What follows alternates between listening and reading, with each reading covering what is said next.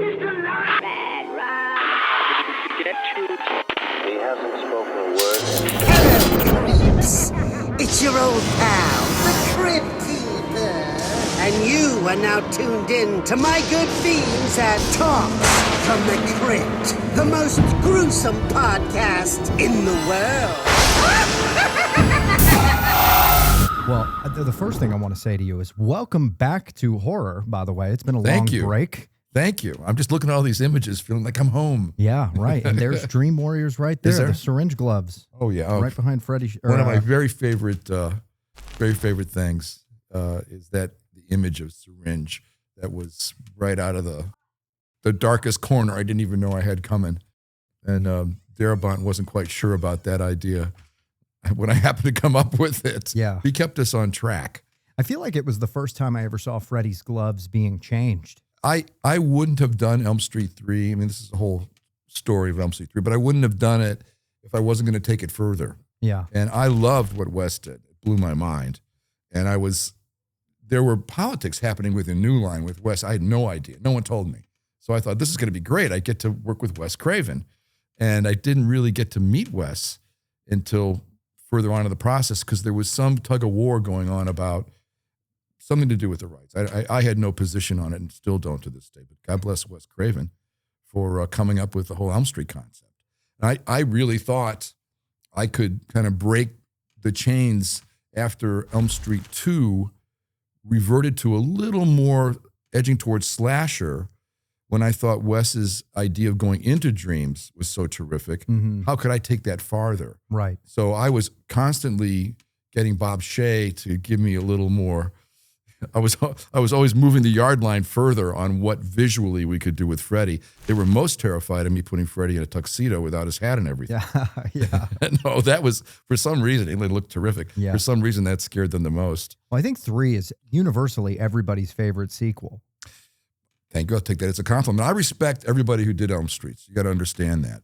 So I even now see things in 2 that I didn't see. But I think we were all a little disappointed in 2. I was as a fan before I got involved with the company because the one was so groundbreaking between what we call rubber reality, between dreams and reality, and how you can die in a dream. And I had just done Dreamscape with Dennis Quaid and Max von Sydow from the first script, which I co-wrote that got produced, where we had dealt with dying within the dream, within a dreamscape. And I wanted to bring some of that into the Elm Street series. Right. And go further with the dark comedy that Robert was so good at. Max von Sydow, he was in The Seventh Seal. When I saw him in Dreamscape, I was like, oh, shit, Bergman. I love Bergman. We got Max von Sydow and Christopher Plummer. Yeah. And Dennis Quaid on the upswing of his career. Now, is that where you met Frank Darabont, or did you guys meet on Hell Night? No, we met on Hell Night. I mean, I don't know if Frank likes this story, but he was a camper driver, and he was always late. I thought, who is this guy smoking little dark cigars who never gets the camper there on time? And the wardrobe girl said, no, he's really a great guy and is a good writer. So I was literally considering maybe we have to replace him. But it turns out he was writing all day, or we were night shooting. So, he was doing 24-hour shifts. And I read some of his stuff and I said, this is great. Let's work together.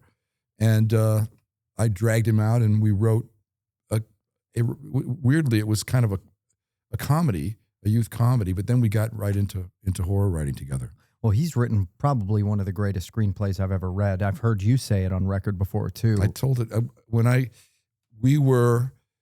what Frank and I used to do was true co-writing. We rewrote the Elm Street 3 script. I think we had like 11 days or something.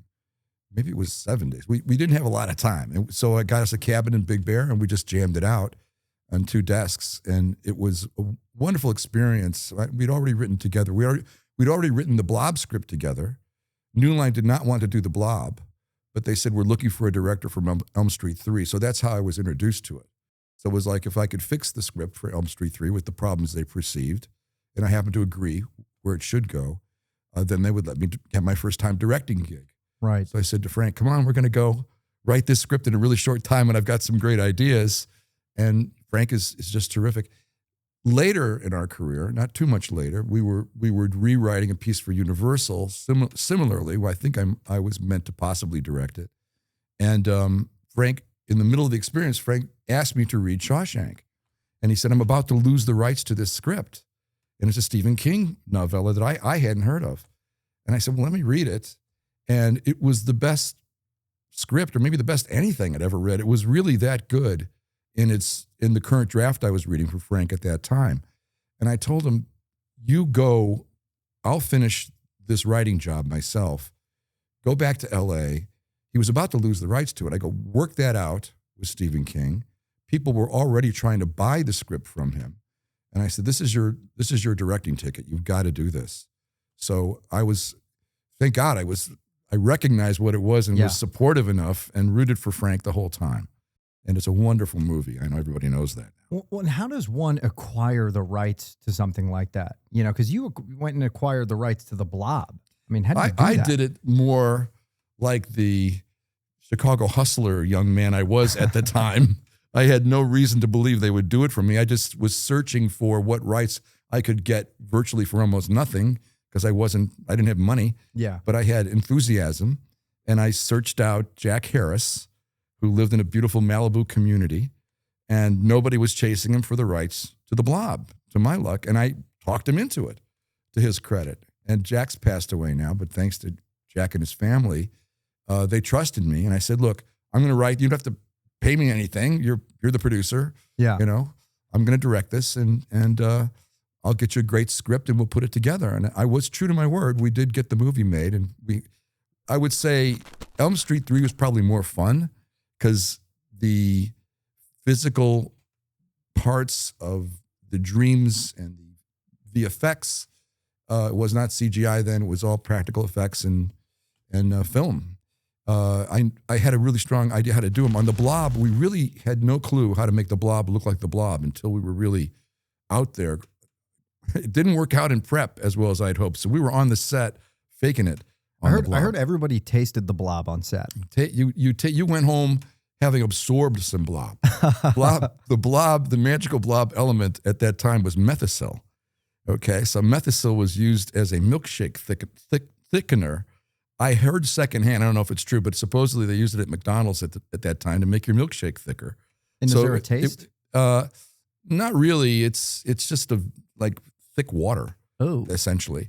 So it may have been a little bitter, as I recall, but by the time we wrestled around with blob elements, which we called the prom dress, because it was basically big silk pillows sewed in an interesting fashion. Wow. And for different pieces of the blob, depending on how big the blob was that day, we would pump it full of this Methicil with Tony Gardner and Kevin Yeager and a great crew. I think Hoyt Yateman, all these people went on to do great things that I'm mentioning. But there was barely a plan, and the stuff was really heavy. Right. I mean, heavy weight. You know, you could really hurt yourself. You could also slip and break your neck. So there was a lot of tricks to all that. Well, that makes me curious how you guys pulled off some of those practical effects, because this thing, There's a story to every one. There's a story to every design. When we took out trying to think of the actor's name, there's a wonderful kind of the crime of young people having sex, which is always a great horror theme. Mm-hmm. When the character has his girlfriend nod off and he's bad enough to start to try to unbutton her blouse and gets blobbed. we got the car on a gimbal, and we were rolling the car for the key shot. Some of those were basic puppetry, coming out of a doll body. Not my favorite physical mannequin in the film, but the effect when we rolled the car, the audience can't tell. It looks like the car's standing still, but the blob goo, which was very heavy, rolls right over the victim quite beautifully. And those were like one take deals. Right. It only would happen once. You couldn't recreate it. Well, and I find it so interesting that New Line passed on it. And I wonder how they felt after it came out and how good it was. They were busy. Bob Shea and Mike DeLuca and the whole team, Sarah Risher, had a lot of good things going on. And I got to do the mask for them later, so I have no ill will with them. Right. But I was trying to sell my goods. Let's do the blob. And saying let's do the blob prior to seeing what I was going to do. The blob was not greatly respected. The original from the 1950s was cool, but very, very campy. Mm-hmm. And even though the concept is great classic horror, how simple is evil if it's this blob that will stop at nothing? With no emotions. No emotions. It's just, you can't blame it. It Yeah. just keeps growing. And it, reminds you of diseases that are real things. So it's like real things out of nature. So the concept was great. And there was something we use the word meta now. There was something the original Blob did that was very meta, which was the movie theater. So people back in the day were in a movie theater seeing something that was very scary to them, I assume back in the day, where people they were in a movie theater watching people in a movie theater getting eaten by the Blob, which was meta. It was just kind of breaking the fourth wall and engaging the audience in a very fun way. I think it's part of the reason. That and Steve McQueen, who's one of my very favorite iconic actors, introduced Steve McQueen.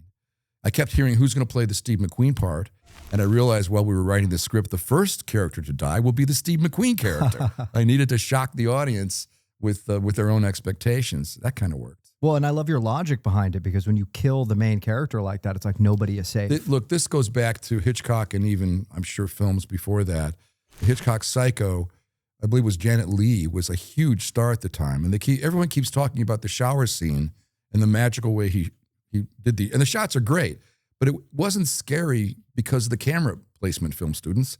It was scary because that was the biggest star at the time, and they killed her 20 minutes into the show. And then the audience was terrified because it proves there's a maniac at the wheel of this film. Right. It proves that no character is safe. You can't assume anything. It just makes the suspense so much more effective. Exactly.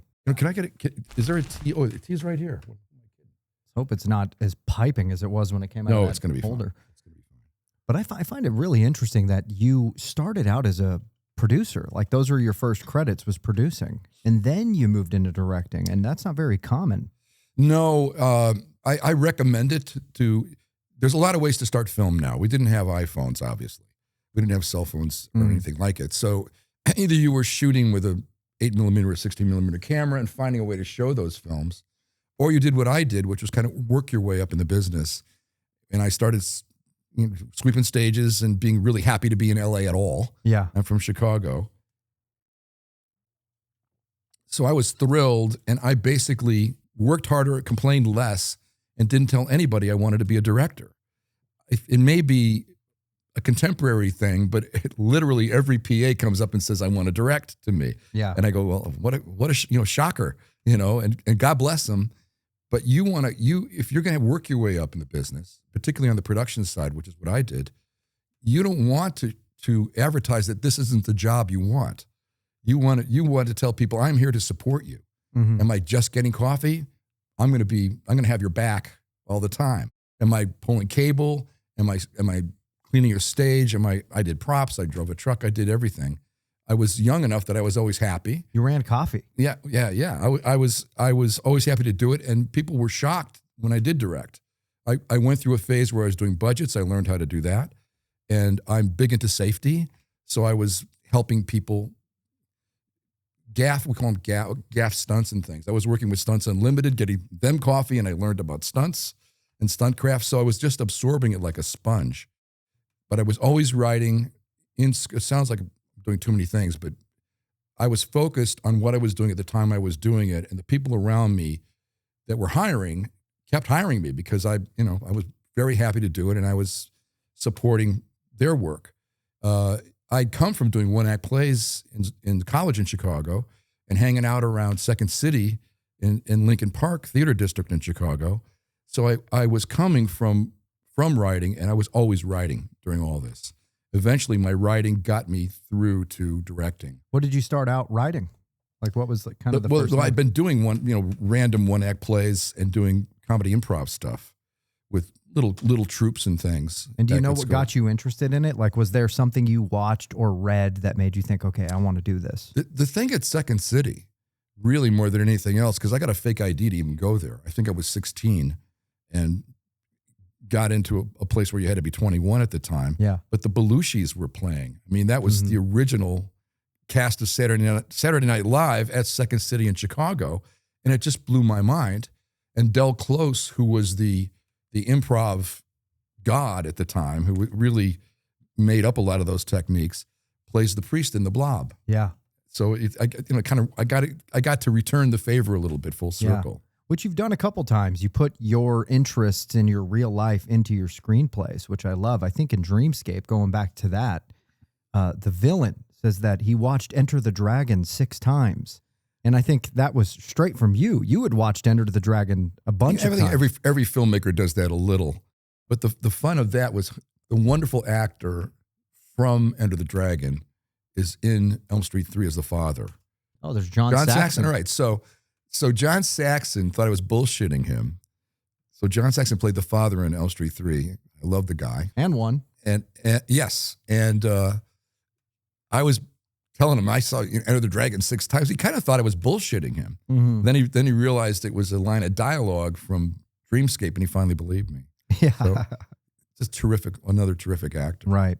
Well, and there is something authentic about reading that in scripts. You know, when you insert your personal life into them, I feel like, it You've makes got for the best to. stuff. You've got to. I do the opposite of research. I research when I write. I'll do a certain amount of research, but I won't watch other films on the subject. Mm-hmm. And I'm not a good film. I'm a film lover, but I don't like repeating things from other films. I want to organically be inspired visually and for shot sequences and how to pull off scares. I don't really want to study other people's work or emulate them. Yeah. Because that's what I call collars and cuffs. I don't just want to cut a shot pattern I want to stage this scene. A lot of times I'll block it roughly, almost like treating everything like a stunt in a way. Just block it with my assistants or something to figure out how can I really make this startling. And I'm into storyboards. I always have been. I recommend them highly. And then you've got a structure. You've got your own rules to break if you want to break them. You have your whole team realizing what your goal is on a particular day. And prior to that, particularly with practical effects, we've got to build them to work in a very specific way. Right. Ultimately, it's like the David Copperfield in me. It's fun to pull off a real physical illusion in real time, but you have to make sure it's from the right camera angle. And you have to make sure nobody's going to get hurt. And I'll never ask an actor to do something I wouldn't do myself to this day. Right. So I walk these sets. I still love physical effects because the cast themselves are terrified. No matter how safe they know it is technically, there's still a moment when the bell rings, the stage lights go down, but the mood lights are on, the set lights are on. And they're walking through that room knowing something's going to explode out of the wall or the floor or whatever it might be. And it brings a different kind of suspense and tension to their performance that I think communicates directly to the audience in a way that it's very hard to recreate. Yeah. And I mean, starting out, basically, running coffee, working for a stunts team, that had to have helped you so much when you finally moved into directing because you knew exactly where you were going to go, how everybody needed to be safe. And, talking about keeping the actors safe and not allowing them to do anything that you wouldn't do yourself. Like Shawnee Smith in the sewer scene, I heard you climbed up there as well. Just to make sure. I look, I'm not a show off, but it works better with people like Arnold Schwarzenegger. Yeah. Who can be grumpy when you say, because as I was assistant directing, I saw directors sitting in that nice cozy director chair pointing to the cast like, you're up there on the edge of the cliff. You know? When Arnold came in on the set on Eraser, I was on top of the train car saying, you'll be here, right? Mm-hmm. And right away you get past the argument of whether that's comfortable or not, or whether it's safe or not. Right. And he'll join me up there and we'll look around so I can see what he's actually dealing with when I ask him to go. I've been with directors who are going to the left when they're in the directing chair and there is no left. Yeah. So it's for safety. It's for trust. And the action people loved that I do that. Dwayne Johnson was the same way. They appreciated that I care. Those guys actually, some filmmakers get psyched out that they really do that stuff. Arnold was the one who told me that. It's just funny that he's not really Superman. His knees hurt. You only want to do a couple of takes of these things in that earlier part of his career even. And you could never tell watching it on camera. Well, that's the game. And then we edit out the part where, he hurt his ankle or whatever.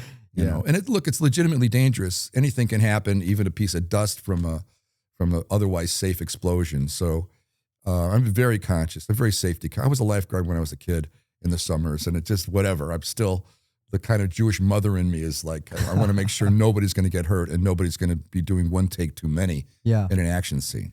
Well, and I love that about your movies is that you could tell that your heart is really in them. I mean, not only do you put a bunch of heart into your films and the screenplays and the characters, but I've watched all the commentaries and the special features and all the interviews. And it seems like nobody, there's one of my favorite quotes from you is somebody asked you, I forgot who it was, but they said, what's your definition of a director? And you said, the last man standing. And I love that. That's a little dramatic, but it's sort of true because you want to come before. You need to come as the circus tent goes up and your crew's gathering. Otherwise, if you're not, they'll put the trucks right where the first shot's supposed to be. Things like that where you can lose your shooting time. And honestly, I'm there at the end because we're planning the next day. And I'm there because I love it. So I'm very lucky. I've told my kids this. You find something you love and you'll never have to work a day in your life. Yeah. So I still love filmmaking is the modern equivalent of running away to join the circus. It's endlessly interesting, endlessly challenging. And I'm going to get to meet and work with people I would never had normally gotten to know with. And you're working closely with them, and you get to learn other cultures. I've shot in India. I've shot in the Hindi language. You get to work with ballerinas and truck drivers and everything in between. And that's quite amazing. It becomes this really terrific dysfunctional family for 3 or 6 months, and then off you go. Do you feel like the industry has changed much? Because from my perspective, it feels like the door is closed. Like they don't want new people in. They don't want new voices. You mentioned that to me in the car. It's yes and no. I believe there's a lot of ways to look at these things.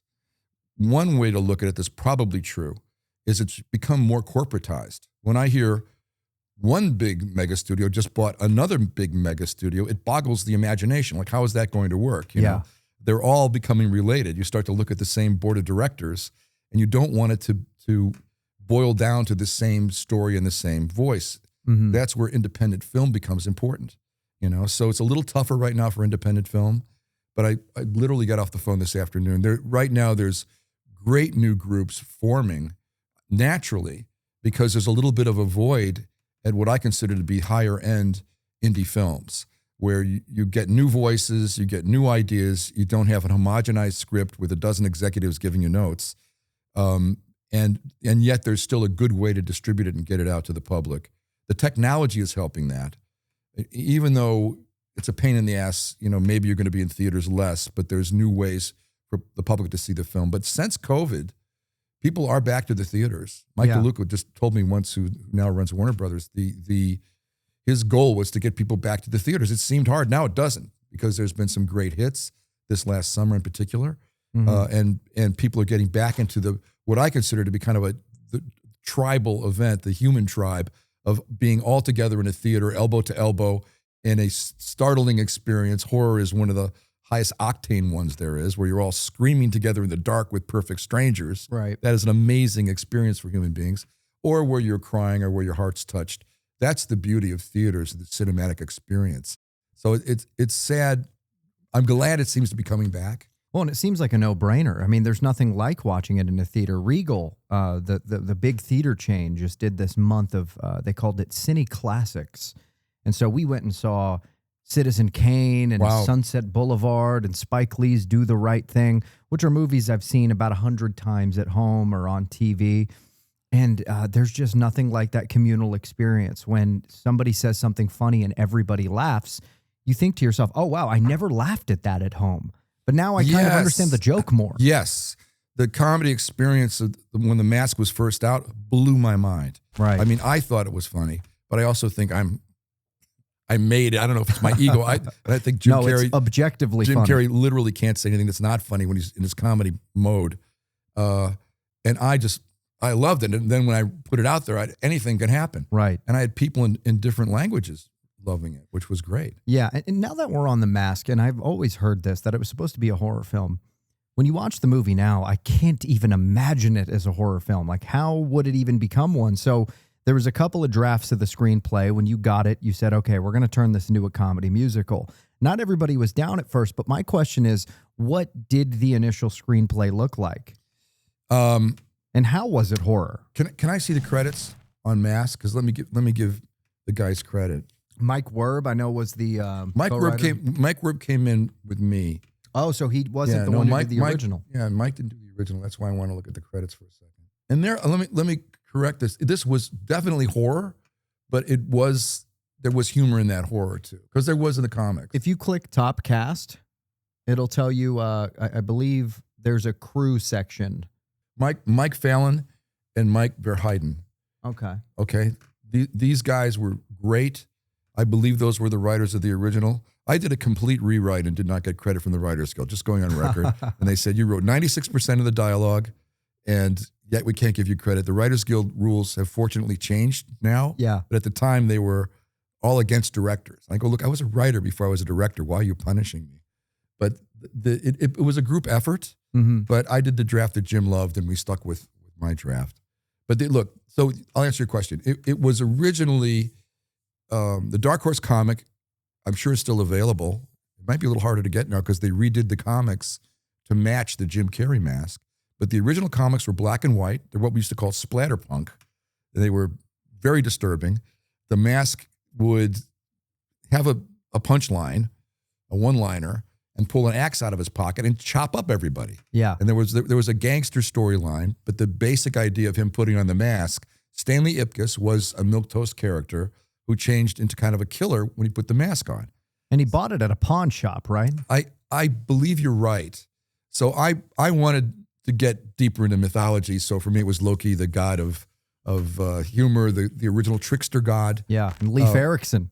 Yes. And I did shoot a Viking opening. Yes, indeed. Which is crazy that was cut because it was... Well, it kind of got cut because it was getting expensive to do those opticals. Yeah. And we were trying to spend it on the main body of the film. I heard the boat kept floating back to the shore. Yes, and we were having a very difficult time getting a 6-man Viking boat in Malibu. Yeah. Sounds like it's going to be super easy, but we had some big surf and people were like falling overboard. It was actually kind of a wreck. So whatever, we did what we could. You can still see part of that scene, I think, in the special things. But I'm getting off the subject. So I basically looked at it and said, if we clean this up and make this really scary, it's equals Freddy Krueger. I had just finished doing Elm Street 3, in my mind anyway. And I thought, you know what? It's a guy, a guy turning into a Freddy Krueger type character who has somewhat magical abilities in the real world, and he's killing people in horrible ways, and imaginative perhaps, but horrible. There was also a scene I recall where they really got into making masks out of people's flesh and rather grotesque things. Oh wow! And I there were a lot of drafts. I wasn't in charge of the movie at that time. I just reviewed it and said, look, I'd also had a death in my family. My father had died fairly recently, and I just was over horror for a minute. And I also thought I'm going to be recreating Freddy Krueger, and there's no one as good as Robert Englund, and I don't want him to play the part. Then it's literally Elm Street. Yeah. So in my mind, I was a little stuck, and I was such a fan of comedy improv, and Jim Carrey had just come on the scene in Living Color. And I didn't know Jim, but I was so inspired by Jim at the time. And there's a whole thing to my background with my grandpa used to play trumpet in Dixieland, Chicago. My grandma was literally like a dancer, like a post flapper in those years. And I was babysat by them with all that Cab Calloway music. So I thought, why don't we do a magical place? I loved Tim Burton's Batman. I think was done before The Masks. It was kind of inspired by going full style. Was that the one with the nipples, Robin? No. That was Joel Schumacher. Oh, okay, yeah. I showed Joel an early cut of The Mask, and he was like very happy with Jim Carrey. And then Joel cast Jim as a Riddler. So I let him come into my editing room to see that stuff. But all those influences came together. And when Jim read the draft that I'd finished, he was like, it's like it's written for me. And I said, it certainly is. And if you don't do it, I'm in deep shit, Who else did you have in mind to do it? Like if Jim Carrey said, no, I'm not going to do this. I don't have time. I'm doing Ace Ventura. Who else could have played him? Because I can't imagine anybody but Jim Carrey. As you know, he did do Ace Ventura right before we went into production. Right. And I heard that was a pretty good marketing material for you guys. It helped me in post. So I was actually disappointed because I'm into giving people their first chance. And I thought Jim Carrey is going to be the biggest star ever. He'd done Once Bitten, but it wasn't one thing or the other. It was okay, but not really on the radar. It's interesting, but I thought this guy's going to be the biggest star. And then they said, well, we're shooting Ace Ventura first. And I'm like, I met Shadyac later. I'm really glad he did a terrific job, the director. But I just was hoping it would be a hit because it wasn't, Jim was now going to have his feature film identity starting with Ace. But it turned out to be a real plus. because I needed more money for my visual effects in post-production when Ace came out, and New Line suddenly realized they could bank on Jim. So it gave us a little rocket engine when we needed it in our post-production budget. Now, I don't know if this is private information that you gave me at dinner, and I'll beep it if it is, but you said Nick Cage was somebody you would have considered, right? Yeah, look, I met Nick Cage a couple of times. I never did get to work with him. I'd still like to work with you, Nick, wherever you are. I'm But- sure he would love to but- as well. My very short list, and you can imagine young Nick Cage in that role, because that little maniacal element that is one of Nick's gifts would have played. It would have played. It would have been interesting. And then Matthew Broderick.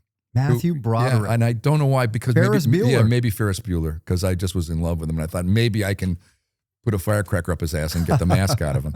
But I didn't really want to go there. Unfortunately, I didn't have to, because Jim read it once and he was down with it right away. And now, was it your idea to incorporate all the Tex Avery style visuals? Yes, because again, I'd already done a couple of films over a couple of years, and something really bothered me, which was how films age. So when you do wardrobe and music, it's okay, it's cool, it becomes nostalgic to that year. But a couple of things happened. I wanted the mask to be a little more universal and not be connected to that time, and it kind of worked. It still looks cool. It looks amazing. I used fashions from the 40s, 60s, and 90s, which we shot it in. We came up with a look that we liked. The zoot suits were part of it, but the other characters, you'll also notice, are not really in or out of fashion the way we did it. And Edge City itself, it's not Gotham, it's its own. I kind of ran with pollution at the time. You could see the Aurora Borealis in the sky. And What does he call it? He was this is the methane is so beautiful this time of night, at sunset. Whatever it is, I was becoming pollution conscious in that year. But the other thing is, I had produced Back to School with Rodney Dangerfield and Robert Downey Jr., one of his early shows. Yeah. And I was so full of myself because I was very young to be a producer at the time. And the show was a hit in America.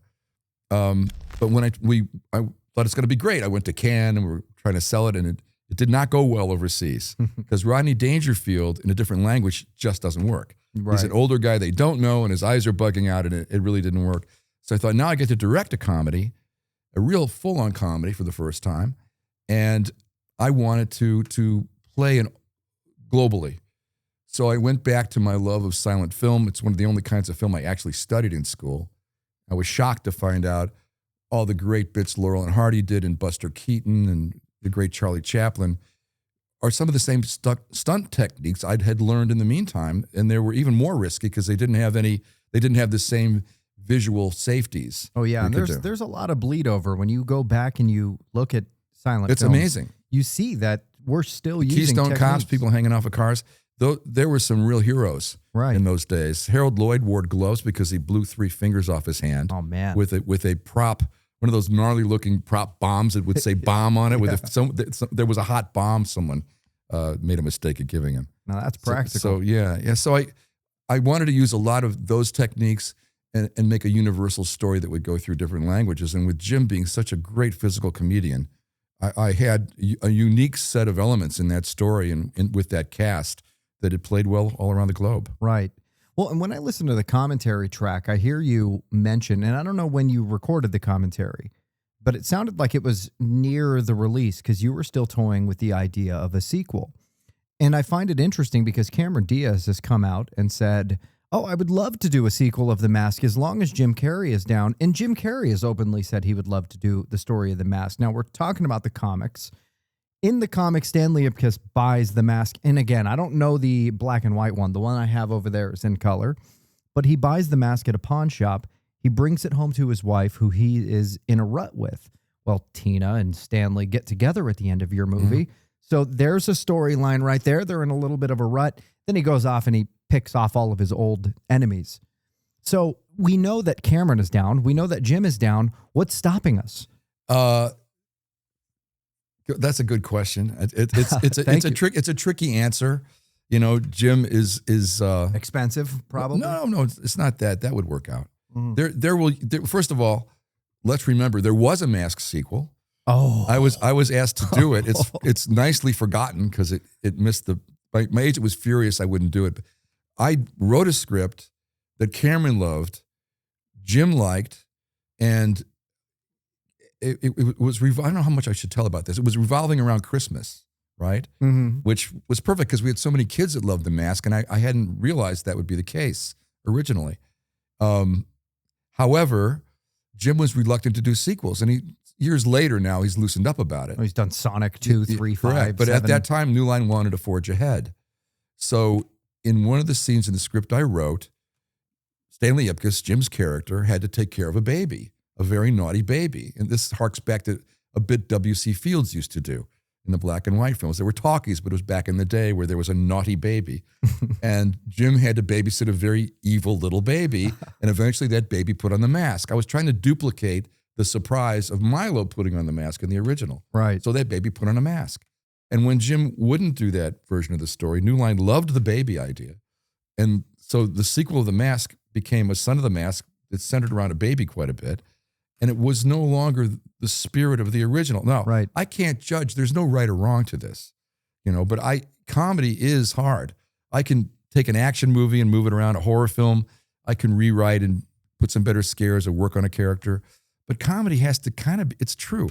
Comedy has to be just right in so many ways to have a certain tone, especially something that's original. So I was offered it a couple of times very nicely by New Line, and they were determined to make it. But I said, look, I don't think I'm going to be a big help here. Yeah. That was completely different than a version I'd written for Jim and Cameron. And it had its own charm, but I personally couldn't see it, and it wasn't a success. Well, to your benefit, Son of the Mask was, and I say this respectfully, dog shit. Watch out.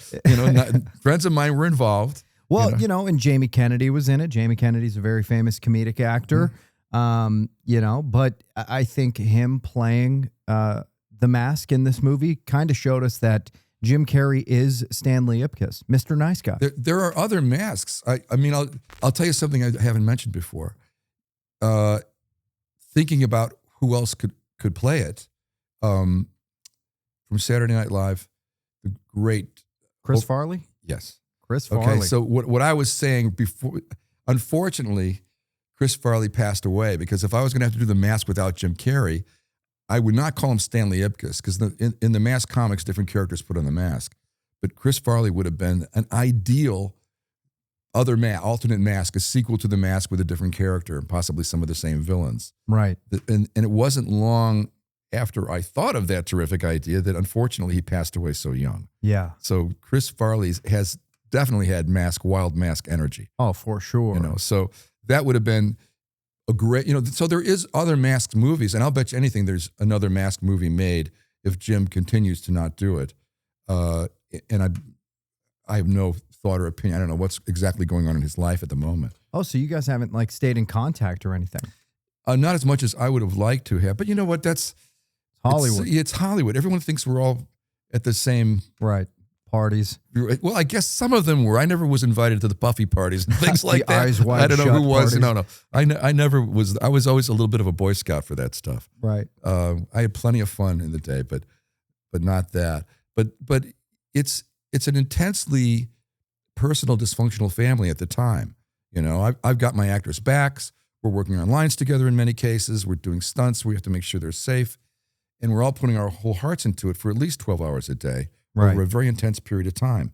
So it doesn't mean that we're not friends. Yeah. It just means that now he's going to another film, and then he has his personal life. So Jim knows he always has my best wishes. And we did do some social things. There was a very interesting double date I went on with Jim. At one point, we were both single.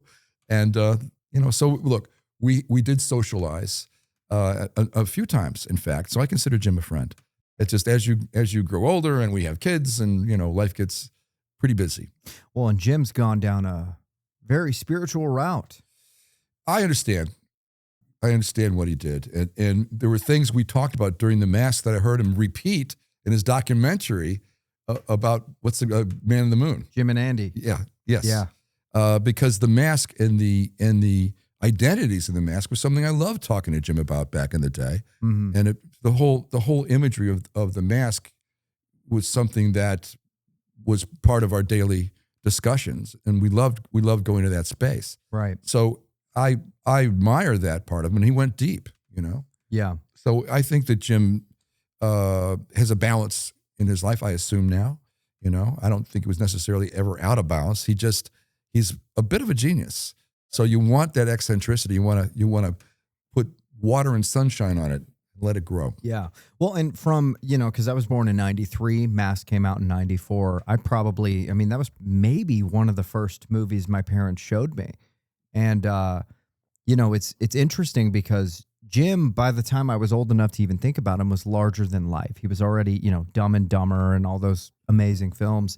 But to think about it, you've put so many people on the map. I mean, from Patricia Arquette to, even Cameron Diaz, which is insane to me. Both Patricia and Cameron are two of my favorite actors that I got to give an opportunity that so deserved the opportunity. Right. Patricia, because she had a really ethereal, haunted quality that was a real part of her vulnerability as a young lady at the time and as an actress.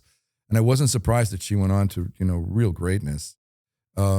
She had a very difficult first day on the set on Elm Street. And it happens way more than people like to admit.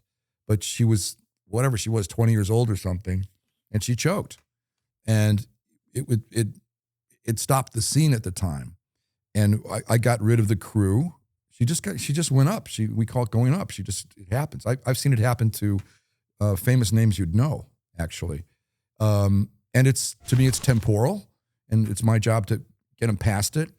And I just got the crew out of the room, and I got off camera and just started feeding her lines. And the producers actually wanted to fire her after day one. And I said, there's absolutely no reason to do that. She's going to be great. So there was some pressure on her second day of shooting, and she came out like a champ. So that she had a lot of guts even as a kid. Anyway, I really saw great depth in that. Now, people can laugh. I make pop movies. All right, but to me, there's incredible depth in the movie. When Patricia is holding Heather in her arms at the end when her character has died, maybe it's pop, maybe it's Nightmare on Elm Street 3, but Patricia put her whole heart into crying for her dead friend. Classic Chuck Russell misdirection, by the way. You think it's her dad. Yeah, right. It isn't. Yes, well, yeah. It's a horror film. It's not going to have a happy ending. So yeah. It could be Freddy. You have to be careful, Ned. But the way the screenplay was and the way it played out in the movie, especially after they beat Skeleton Freddy, you'd think that okay, this is a happy ending. It's pretty corny, actually. It's one of the things that's aged. Just how Saxon comes down, the budget showed as Saxon floats down on wires. Right. But no, the bit worked, and Patricia was brilliant in the film. It was a great cast in general. Nancy is played by Heather Langenkamp. Yeah, Heather Langenkamp. The big thing for me on Elm Street 3, I should mention, was bringing Heather Langenkamp. I thought the fans wanted to get back into the vibe of Wes's. I thought bringing Heather back was super important. How did you feel about 2? Because I know everybody trashes 2, but I loved it.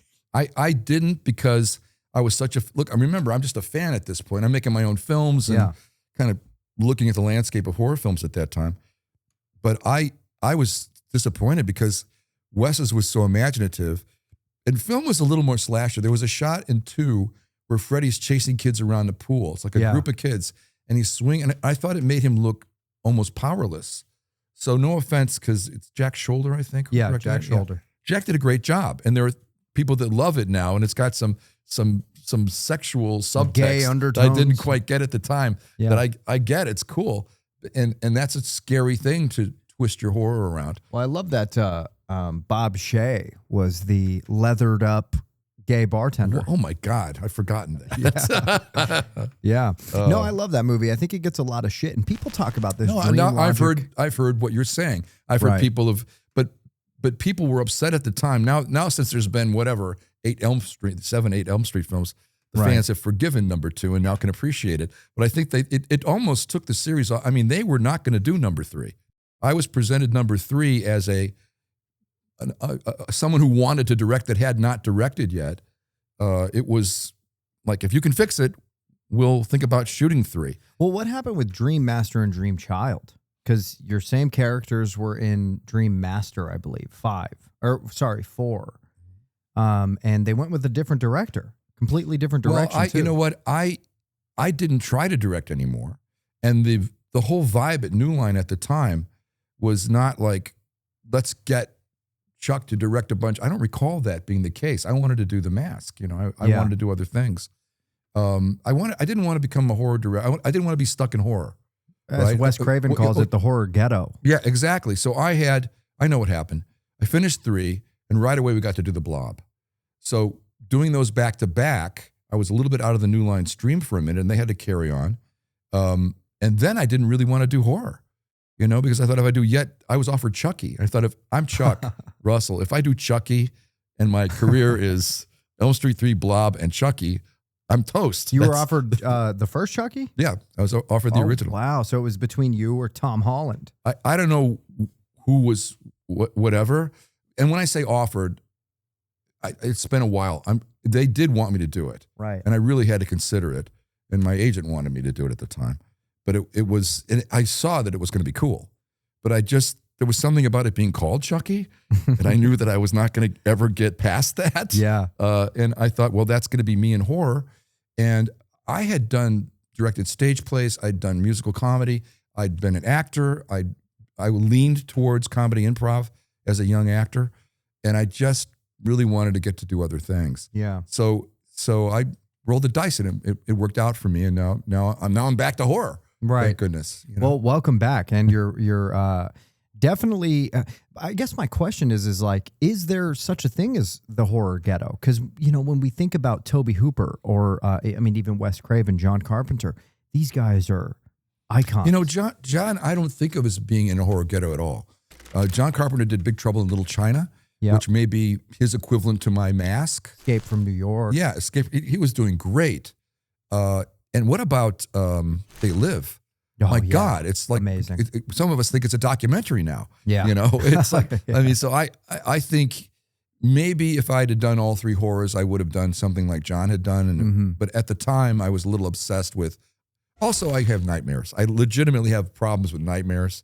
And when I edit, I'm fine up to the editing, because when I'm watching scenes over and over, I literally start to dream that shit. Yeah. So it's not my favorite So were side you, effect. were you into horror when you were a kid? Very much so, yeah. I loved horror. I Okay. love horror, but I love sci-fi, and I was all about Seventh Voyage of Sinbad I'd seen on TV, and Enter the Dragon. Is that Harryhausen? Yes. Wow. So I was very big on Harryhausen, and actually I got to work with a student of Harryhausen, who was Jim Danforth, to do the Snake Man on Dreamscape. So I'm always kind of trying to get find the vein of where this stuff really came from Yeah. and incorporate those people. I'm not the only director that, for some reason, I think Sinbad, the Seventh Voyage of Sinbad, even though it's a very Hollywood American-y version, and all the magician has to do is make a hand pose and he can create a giant monster. My work regarding magical is that manifestation costs the practitioner. So in real, what we might call magic, in real manifestation, whether it's a guru in remote India who will bury himself alive to have a vision, or our own American Indians, the smoke lodge, where you eventually pass out to have it, you get close to death to have a real vision, you know, and manifesting other forms of magic. And I only want to know so much about this. Right. I'm kind of I'm a bookish expert. I avoid the real deal, and I advise avoiding it to my. And in fact, even the witch board we just did, pendulum boards scare the shit out of me, and Ouija boards and the whole thing. There is a spiritual world, that we are in a spiritual world. There is real spiritual good and spiritual evil we're dancing between. Well, and I mean, I think the magnum opus of movies relating exactly to that not enough people bring up, and I am directly criticizing a lot of the podcasts that have interviewed Chuck. I have no idea why people don't bring this movie up. Bless the Child. Dude, you could feel the devil in every frame of that movie. I don't know if I should thank you or apologize to you. It's an amazing thing, especially to a horror fan, because you kind of want to feel that, right? Yeah. But why is that movie so swept under the rug? And I don't want to say that in an offensive way. I say that with love, because I was shown that movie from my dad when I was a kid, and You know, it really fucked it's- with me. I can't tell you exactly. I went off a little bit on a tangent, although that was a Paramount movie that was presented to me. So I did a director's polish on that. I don't know if I'd call it a complete teardown rewrite. So that was the movie they intended, and I think it was based on a novel, if I recall. Mm-hmm. And I just wanted to be true to the best form of that material and make sure that there was scares for my horror fans. But it may be that it's funny, in Hollywood, Christianity is a hot topic. So this was not what I would call a Christian film, but there are amazing death experiences. There are demons. If you believe there are demons and devils, then you might believe there's angels. So I wanted to touch on the presence occasionally of angelic entities, right? And how they might affect this story almost as a subtext to the story. And you got to play darkness against light, in my opinion. And that's actually true in most of my films. I admire films that do pure despair. I thought Longlegs was a really cool film where it was like, from the beginning to the end, you knew you were screwed. Yeah, It speaking was of like Nick none Cage. of these characters are going to get out of live. Yeah. And Nick's very bold performance Mm-hmm. is something that I would be. I don't know if I would ever ask an actor to do that on set. Where I won't give a spoiler, but No, if you haven't seen it by now, screw you. Spoil it up. the character surprisingly commits a form of self-destruction that is hard to get out of your head, hard to unsee, as they say. Right. And that's the point of that tone of film. I have had the experience of seeing my own films overseas, and there's something that really worries me about. Not worries me. I'm aware of a responsibility of dropping a stone that makes a ripple in that pond. That's a worldwide pond. And even I've noticed, to my surprise, my films are still playing and affecting people years later, which is an honor. But I tend to think my better position is to find where's the heart in these characters. How did the evil bring out the good? I don't go for happy endings, but in a horror film at least. But I go for at least ironic endings where the heroes struggled valiantly and paid a great price. Yeah. That's to me what a good element in the horror genre, at least in my own work. Well, and I loved at the end, the Holy Trinity shows up, and it defeats the devil. And Cody, the little actress that played Cody, the little girl, Yeah, she was terrific. you can't get more charming than that. She was unbelievable in that movie. Thank you. We get, my wife reads the internet and says, "What's this Bless the Child?" She's never seen it. She goes, "What, people love this movie." And I don't brag on it too much because it's a little bit, one of, not quite a lost film for me, but one of the ones that isn't a big obvious blockbuster. But I'm very proud of it. Well, it's surprising that And who wouldn't want to work with Kim Basinger? right. I always said Basinger. Is it Basinger? Oh, I'm probably saying it wrong years I don't know. later. I might be saying it wrong. I have a heavy track record of saying things wrong. But yeah, no, I mean, it was an amazing movie. It was probably one of the first movies I've seen where a kid died in it. And it really, I mean, I watched the movie when I was young. So watching it, I was there with Cody. I was there with these kids, and studying it even more. What was the event called? It was, Look, the truth is I'll push myself to show a dark side of humanity, and then I'll hear about it later. Yeah. Everyone talks about the kid who died in The Blob because they couldn't believe. right. But it was a little person, a very brave stuntman, actually a famous one who'd played Annie, climbing up, doing this famous stunt where Annie climbs up a bridge or something in the original Annie, and he was a superhero. He was a hero to me. Yeah. And he sometimes plays kids in movies. And there's a great thing of The Blob in the sewer where one of the lead boys' friends gets it, which the audience did not expect. And Tony Gardner did an amazing melting blob face, meant to be this child's character. But it messed people up, and I still get people that kind of half complain about that. Right. I'm like, sorry, it's a horror film, Yeah, I mean, he did an amazing job through and through on that one.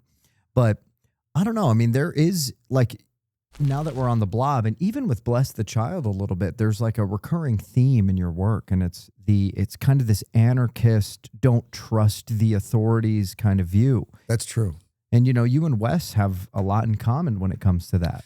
Well, I grew up slightly suspicious of the human world, of the adult world.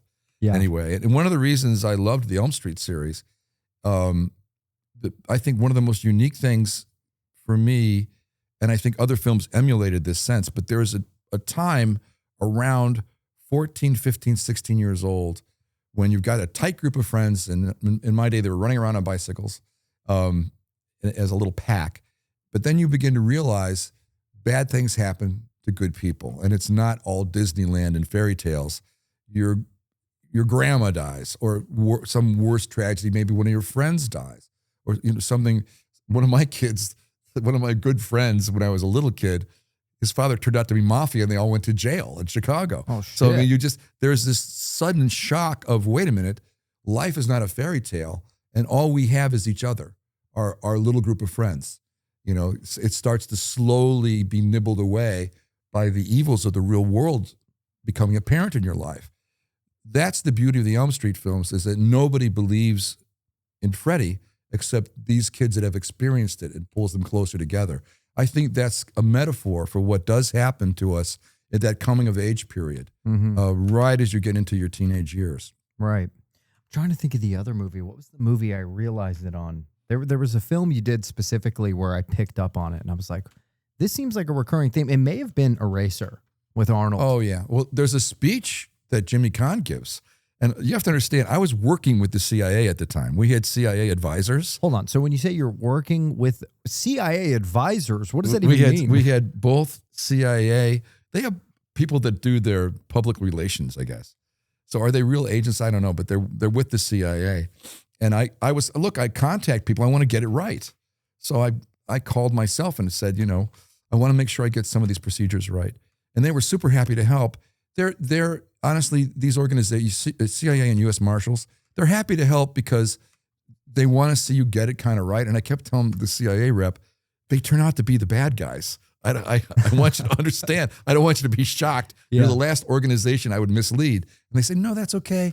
That's been around since Robert Redford had done a early film like that. That was a brilliant film. See, when I heard CIA advisors, because there's this conspiracy that the government is actually in on all of the movies that they make. Believe me, our law organizations are aware of movies and the impact they could have. Impact movies have, and they will make suggestions to filmmakers, but it's not a mafia, Yeah. And God bless them, they're doing great things around the world. I want to stay on their good side, and even then I kept saying, are you sure you want to? They were trying to help me out. They were getting more involved than I had anticipated, and trying to make sure I got things right or whatever it is we needed. Right. And it wasn't money, and it wasn't even equipment. Your films like Pearl Harbor get, huge cooperation from, in that case, the Navy. But I wasn't really looking for that. But Eraser was really pretty edgy. If you look back at it, Jimmy Caan has a great speech about war that I truly believe in, where they're playing both sides. Jimmy Caan's character admits it. Right. You win some war. We lose Vietnam. We win this one with that one. Who cares? Yeah. It's about power and money. Yeah. And it's a pretty straight up speech. I probably would have to. Maybe I'd have to think twice about doing it these days. I'm not sure. But at that time in the 90s, there was less. I don't know. There's less political dialogue because there was less dialogue. At right now with social media, media, all the social talk and the social shaming and the social fear, cancel culture. Yeah, cancel culture. I'm not scared of that for me personally, but I'd probably be more cautious about obviously a critical political scene. Yeah, like that, being so critical of those guys. There are great. Here's the bottom line, because I've worked with these people. There are great people in all the organizations. Whoever you think of, I think there's corrupt political people at the top of most of those. Mm-hmm. So that's what you have to watch out for. Right. I heard in Eraser the weapon What is it called? Is it a ray gun? The rail gun. Rail gun. Look, I'm really a busybody. I'm researching what we're really doing all the time. Yeah. And Like on Dreamscape, you studied. Like I went to Stanford I went to students? Stanford and found out what the real dream researchers were doing. And the Snake Man is really inspired by, if not stolen from, a real little boy's reoccurring nightmares that they were trying to help at that time. So there are dream researchers, folks, and the best ones are still at Stanford that have dream labs. And I was fascinated with it because I've been a lucid dreamer since I was a kid. So what that means is you can be aware you're dreaming and not wake up. Okay, that's kind of step one, lucid dreaming 101. What they were doing at Stanford in one of their programs was they had an odd name, I think it was Nirmanauts, which means going into sleep or going into dreams. They were trying to teach lucid dreaming look, this was perfect for the story of Dreamscape, which came before my research. The rewriting that script is what led me to do greater research in lucid dreaming and what we call dream linking in that scene. Yeah. It was Christopher Nolan took to the nth degree in his With wonderful Inception. film. Yes. But the Railgun. well, okay, back to the railgun. So the railgun is a real device, and there are Canon railguns. They use no black powder, and they're extremely strong kinetic weapons. And now there's other versions, larger and smaller, of railguns. So I was designing that, and afterwards I got a note through naval intelligence. I believe it's true. They said that I got a message from a friend who's actually in naval intelligence who said they were very impressed that you kind of got it right. So those crazy guns and that technology are a real thing. And I'm sure it's advanced even farther at this point. Well, it's interesting what films could do to inspire people. Like, I mean, Kubrick made 2001: A Space Odyssey before we even landed on the moon. And so I've always heard rumblings and read different articles about how it potentially inspired them to go to the moon. Could have. Because when you watch a Absolutely. movie and you're like, oh, it's doable. We could do this. Yeah. Well, look, H.G. Wells was the original guy doing that. And his book that became a film back in the day, I think it's been made a couple of times, called The Shape of Things to Come, included like everything from like Xeroxes to cell phones. He was one of the really early predictors of things. Right. It's one of the reasons his novels have lasted so long. And I believe he was involved in a couple of the secret societies back in the day too. So he's an interesting character. Ooh, secret societies are always my favorite. Well, look, there's secret society and then there's bad people who have a club. So you have to be careful what you're getting involved in. Yeah.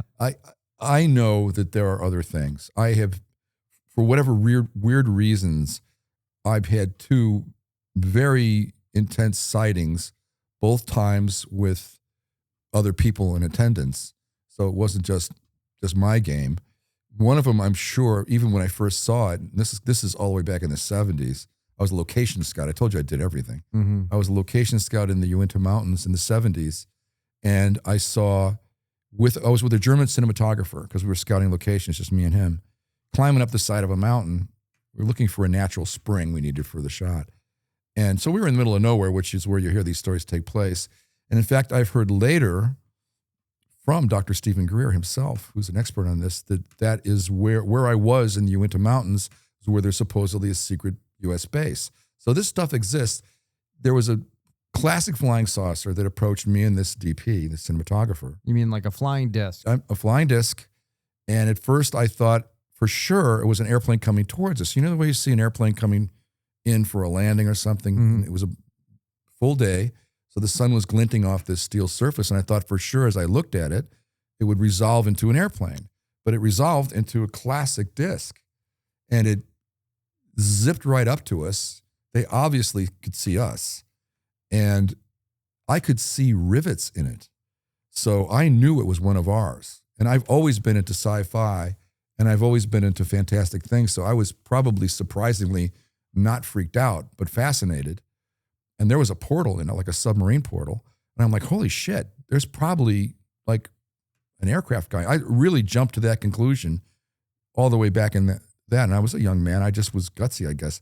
The DP, however, freaked out. And he Yeah. he's like, oh my God, it's a UFO. Right. And this thing, and the reason I know certain stories are true, because it's the technology, at least, is the way it zips away. People say it's like a stone skipping, but whatever it is, they aren't dealing with friction. And I think this is some of the things they call UAPs, and they call them different names now. But they can all, these, not necessarily that one, but there are ones that function underwater too. So people have seen the Tic Tacs now go in and out of water. So I've never admitted this for years, but we went back to a budget meeting straight down from the hill, and I didn't think I had to tell this guy to shut up, but we got into the budget meeting. He was like, my God, we saw, they thought we were crazy. I said, oh, I don't know. We don't know what we saw. But, I knew what I saw, but you're wise enough not to talk about it. Right. And then another point also in my early film years in the New Mexican desert, we saw something that I think was for sure either extra-dimensional or extraterrestrial, that was for at least alien technologies, if not actually aliens. It was very hypnotic. And I assure you, in both these cases, these were close. Now, when Right. you say hypnotic, what do you mean? Just the lights. I mean, and I've heard other authentic UFO sightings this way. I find the whole thing to be less than unbelievable by far, probably because of these experiences. But, I talk about it a lot because I have to deal with budgets and big sets, and, people count on me to know what the hell I'm doing. So I think up until lately, it was really, in fact, there were government programs trying to shame people who saw UFOs. Right. That's a fact. Well, now there's Senate hearings on it. Yeah, I mean, no, these we're people are close to under oath. disclosure. We're very close to disclosure, and the reason it goes back to Orson Welles, who I got to meet. I got to meet some of these classic people briefly when I was a kid. I was knocking on a lot of people's doors. Orson Welles caused this problem with his radio broadcast of War of the Worlds back in the whatever was it, Yeah. 1940s, Yeah. and they did a national radio broadcast. His radio shows were famous at the time of War of the Worlds, and they pretended it like it was a documentary. And what happened was it caused huge traffic jams, and people really thought it was true, and it caused a panic back in the day. Well, things have changed since, but the government for years has used that as a reason not to disclose, along with a loss of power from certain people in government think certain ways, but they don't want to lose control. Now, how do you feel about it? I mean, would you think that there is life in other places? For sure. And I think that, look, my heritage is part Irish, and I talked to Bob Lazar. I've interviewed some of these people. I've talked to Bob Lazar, who's known for Area 51. And one of the things he studied in they call it the sports model, was how small the seats were. Okay, so there's different, think of the ocean, for Christ's sake. There's got to be all kinds of things out there. But the little people in Ireland, what are those myths really about? What are the leprechauns? We make a joke out of it now, right? But the real mythology back in the day, Rip Van Winkle, he saw the little people. He lost time. He woke up with a long beard, right? There were something called fairy mounds that were glowing hilltops. There were floating, glowing fairy mounds that are just like UFOs. It's all a different language. In Hawaii, they have the Minahunis that were also little people that are very much like aliens. Those are the fairy mounds you're talking about? Very, very likely. I think some of those are sacred burial grounds too. Oh, so like crop circles Yeah. too. And Those are watch another out, you thing. really get me talking, because there's giant bones that have been hidden from some of those. So I'm Giant bones. Yeah. okay, I don't want to get too far afield No, from that's cinema, it's but welcome. But I will tell you that Jacques Vallée is one of the best people on this subject, and some of his books still are fantastic because he took no position that they're from outer space. yeah. And one of his books, I think, is even called The Great Deception. So there's different entities going around, and they were interpreted as angels and demons in biblical days, leprechauns in whatever era that was in Ireland. So I think there's good and bad entities, just like there's good and bad people. Here's the bottom line for me, okay? The bottom line is a story, maybe it's a legend, maybe it's a true story, of the American Indians when Columbus came. Supposedly, the giant ships coming at them were unrecognizable. They were literally so far outside of their experience that some of them couldn't even actually see them. It's a very interesting anecdote, and I think it's true for today. What we're not used to seeing, we may deny. There were people that couldn't see chemtrails. Literally, like you could be checkerboards across your sky that stayed all day, and they would go, I don't know what that is. So we're in denial about a lot of this stuff. But just like the conquistadors with the Aztecs, they don't assume they're God. There's definitely other dimensions. Keep your identity. Keep your societal beliefs. Believe in yourself and your family, whatever it is. Right. But whatever might come next or appear to come, because one of the great things, and this ties into cinema too in a way, because it's illusion.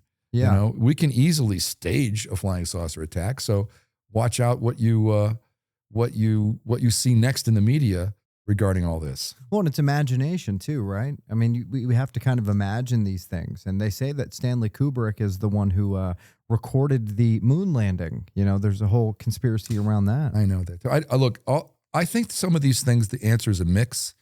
If I was the president and I was going to actually, let's say the moon landing's real, okay?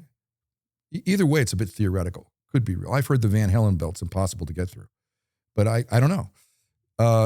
If I was going to send Americans on a moon mission and have the whole country watching like it's a football game, I wouldn't want America to watch them die. So maybe you have Stanley Kubrick shoot some scenes to show they were victorious, and if they don't come home, you still have a victory. Especially in the middle of a space race. You could, if you're going to cheat a little, if you're sending American heroes for real out there and they might really die, you might want to have some scenes saying, hey, they made it. Right. They just didn't make it back. So if you're going to manipulate the American public, maybe you'd want someone as good as Kubrick to shoot a few scenes, because it seems like there's some unreal stuff for sure, but maybe there's some real stuff too. So I don't know, but it could have been either way, especially when whoever it was picked up the phone. It was a dial phone they're supposedly talking to outer space with. Right. And the technology has been lost. So who knows? Who knows? I'm counting on Elon Musk to pull some good stuff off. We'll see. Well, and I think our mortal finite minds want to believe that something else is out there, right? It makes. But it's so weird to believe it's not. I fall on that side of things. Me too. The universe is pretty infinite, and I think saying, "Oh no, we're the only life," is a bit too full of ourselves. Yeah. On the other hand, I think this is a very special planet where there's some very interesting drama going on that we're all part of. I think we're all playing our part in that drama.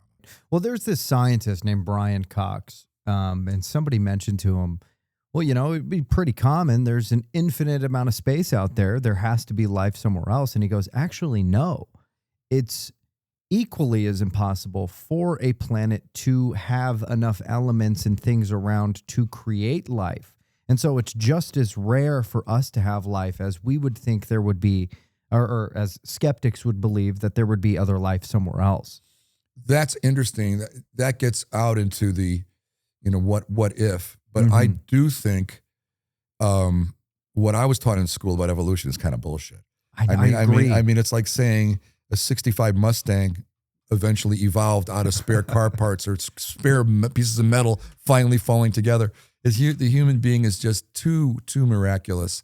So I believe in a creator or creators. So I believe in good and evil. So I think there's a good creator and maybe an evil decreator. I don't know. And this might be like kind of a dumb question, but I've always thought this. So if we really evolved from monkeys, where are all the in-between monkeys at? You know what I mean? Well, like, where are they? You can research something really interesting, which is a little bit of you mentioned the space race. There was a little bit of a bones race going on in a certain era. I don't have it exactly because I'm not really a student of all this, but I find the stories very interesting where there was competing anthropologists putting bones together. and by the way, I think this happens in the UFO community too. I think there are people that have had real experiences that start to go on tour and write a book, and then they have to come up with some more stuff later. Yeah. So it's only the real, I think, proper literary people like Jacques Vallée who never has a pre-conclusion, who doesn't mind writing a whole book where he says, I don't know what it all means, but it doesn't go together to the point where I think there is a conspiracy behind it. There is a wicked game of some kind going on. Right. Well, it doesn't make sense. We're like perfect distance away from the moon to not crash into it and for it to be sucked into our orbit. And apparently Jupiter shields us from the asteroid belt. And so it basically takes all the impact that Earth would. I understand both sides of this story. Okay. So I'm not going to go out on either because I really believe it could be either way. Either we're very, very lucky little tadpoles that were in this exact spot and the billions of other places don't have it, but some life had to have it. Maybe that's true. Mm-hmm. Or maybe this is very much a creator. And as Shakespeare said, it's all life is all a theater. It's all a play. And maybe the greater entities are looking down on us saying, what will they do to get out of this next one? You know, what will happen next? Well, I've once heard a theory that there are, we're basically here to mine gold. Have you ever heard that theory before? I know that theory very well. Now, for what? I mean, why? There was something about gold, and I was given a thriller concept once that I was just tinkering around with the story, and it wasn't an original story of mine, but there was based on a true story about gold thieves. And what was interesting in their own little confession was something about being in a real room full of gold affects human beings in a way that I hadn't imagined. We're all greedy, but there is something very, very special and unique about gold. So it's beyond the King Midas greed. There might be some interaction with human beings and what gold is, and maybe that has to do with human history. I mean, I know what you're talking about is that we're one of the reasons we were genetically created by a third party. I think some of these theories give way too much credence to aliens creating man, just because an alien may have been able to take life on Earth as a colony and lead it towards man doesn't mean there's not a God either. Yeah. You know, and it's all a beautiful mystery. We're getting far off of cinema though.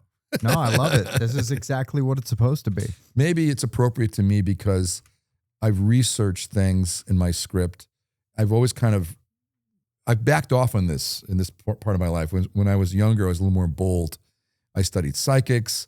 I was interested in the Illuminati before it was a thing on MTV. Are you into the paranormal? Do you believe in ghosts? I believe in human emotion is so powerful, it can leave an impression. So I do to that extent. But I will tell you that good is far more powerful than evil. The problem with ghosts and demons and devils and all this is human obsession with them. Those things have no power without human obsession. So you won't, being plagued by a demon, find your light and stop obsessing on the demon. And they completely lose their power. Just my opinion. Or if a child star tries to exploit you. That's a good bless the child reference. Everyone take note. Look, I don't want to take a position of knowing these things. So it's cool to theorize. I'm fascinated with these things, so I don't mind a conversation about them. But I don't want to. I'm fascinated because they're an eternal mystery to me. Mm-hmm. Okay, so I've experienced. I was in a car wreck. I had a voice tell me to put my seatbelt on. Wow. Okay, I would have for sure been dead. A guy ran a red light and totaled my car.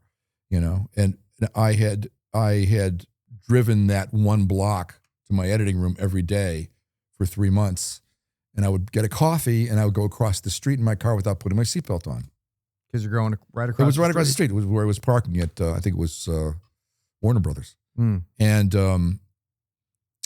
it just so happened it was a Sunday morning. I don't know why I was working on Sunday, but I got my coffee at this little coffee shop, and I literally had a voice say, "Put your seatbelt on." I thought, "Oh, what a pain in the ass. Why would I do that?" Well, some voice in my head. All right, fine.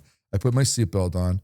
Literally 10 seconds later, a guy ran a red light and hit me broadside in the driver's side door at full speed, a pickup truck, and blew all the glass out of my car. I would have the guy who towed the car said, "Who died in this car?" I would have for sure been dead. So the point is it intuition? Is there really an angelic voice? I don't know. And you know, these are existential questions that we all have. And I think it's interesting to hear what people's theories are. You know, and I don't think anybody takes it as a conclusive point. You know, these are all theories. And it's what we want to believe. I think it kind of helps us it helps us sleep better at night. The reason I love horror, and although I guess The Blob was sci-fi, why I'm looking at a couple of science fiction properties. It's the one genre I really want to do that I haven't really done. I don't really like futuristic. I like sci-fi now because I believe it is now. I believe it's happening right now. But I think those of us that like this kind of extreme cinema are asking those extreme questions. We're walking down the street.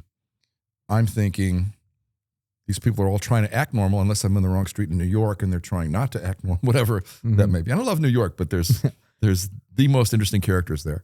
But I walk down a street like that and I think, I'm walking through 50 people, 10 steps on a busy sidewalk in New York, and they're all acting like this is normal for them. But at night, they might drop into the flames of hell. I had an extreme dream last night, in fact. And then our brains are literally designed to forget those dreams earlier. Think of that. I mean, that while you're dreaming, if you're woken up in the middle of an extreme nightmare or other kinds of extreme dreams, an erotic dream, you tend to remember that dream immediately. You have a very strong visual memory of that dream, but it won't last. It dissolves like frost in the morning, and your brains are designed that way. Otherwise, I wouldn't remember. Otherwise, I wouldn't remember if I shot a film last year or fought a dragon. Right. If my dream memory was linked into my natural memory, but our brains are designed so intricately that you can wake up screaming. That's how extreme an emotion might be. Yeah. But then only then will you have a strong visual memory if the dream's interrupted for some reason.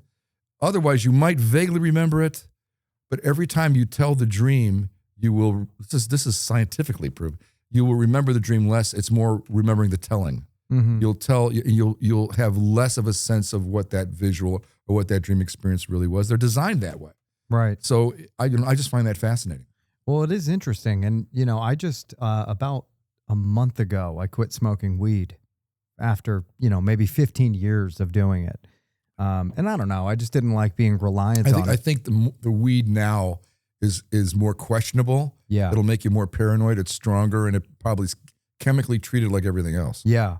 Well, I've heard that when you quit, it pretty much opens the floodgates to your dreams, and you have the craziest, most vivid dreams ever. Is it true? Yeah. And much like you, I've also been a lucid dreamer throughout my life, to the point to where I make decisions.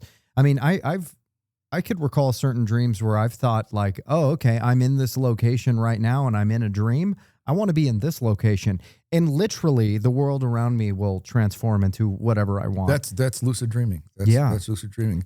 So on the other hand, I get in these weird spaces where I think we all have work dreams. There's a lot of, I've studied what are the universal dreams for things like Dreamscape. And then, we all, you wake up naked in school, things like that. But in the recent years, I've developed these dreams where I'm writing the dream. In other words, I'm stuck as a writer. It's very frustrating because then I'm often writing something. If I'm not shooting, I'm writing something. It's hard to describe, but I'll be in a dream problem, and it will be a frustrating writing problem. Well, it's like how do I get out of the castle? I've got to write it, Yeah. So then I wake up and I'm like, oh my God, I can't even have fun in my dreams, But it does make you question though, like, alternate dimensions, alternate universes that we could be in, because some of these are so fucking real that it's almost unbelievable that it wasn't real when you've waken I think up. that's where a lot of the simulation theory comes from, mm-hmm. where it's interesting. I think the simulation theory works for me as a metaphor. I don't think it's literally computer game designers that got so good that they just are 100% technical. I think there's a point, and we're already kind of getting close to it with AI, where there's the spiritual machines mm-hmm. that have, what was the book? Who wrote that book? Right, Ray Kurzweil wrote a book, Spiritual Machines, where and again, I have a wonderful memory of all these things, but for me, there's a point with AI where like, am I having a real conversation? Right? But no, you're not. But on the other hand, if I believe I can predict a card turning, and that's an inanimate object, how much are we interacting with what is supposed to be an inanimate AI? Where's the point where there actually is, where we're manifesting that AI a little bit, the way you can manifest something in your life you want to create, something even in your future. Maybe we're manifesting something that AI is answering us with. Right. So there may already be a subtle, imagine a frequency field between us and the AI, even though scientifically we know that AI isn't thinking or feeling. There may be something to do with human interaction. And there are definitely, and Elon Musk is working on this with his Neuralink. brain chips. He Don't stole enti- it from Dreamlink, which I think was the name in Dreamscape, right? I think so. We Dreamlink, but I don't think he stole it. On the other hand, I don't think he knows where it's going exactly. There's obviously great use for paraplegics and things, but I've loved those experiments. You can look at a mirror image of your hand, and hit a hammer and feel like you feel the pain when you're not. Which is crazy, The human mind may be the center of all this theater. We may be the projectors of our own reality on a screen, Right. To that point. I mean, it's Aristotle's cave or whatever. Yeah. So I don't believe that AI is harmless because it has no life at all. We may be imbuing it with a level of reactive life. We may be manifesting at some point our own AIs. And that's supposedly how the controls worked on the alien ships. It was strictly mind control. So I know that there is ultimately mental machine interaction exists now, and how far that will go.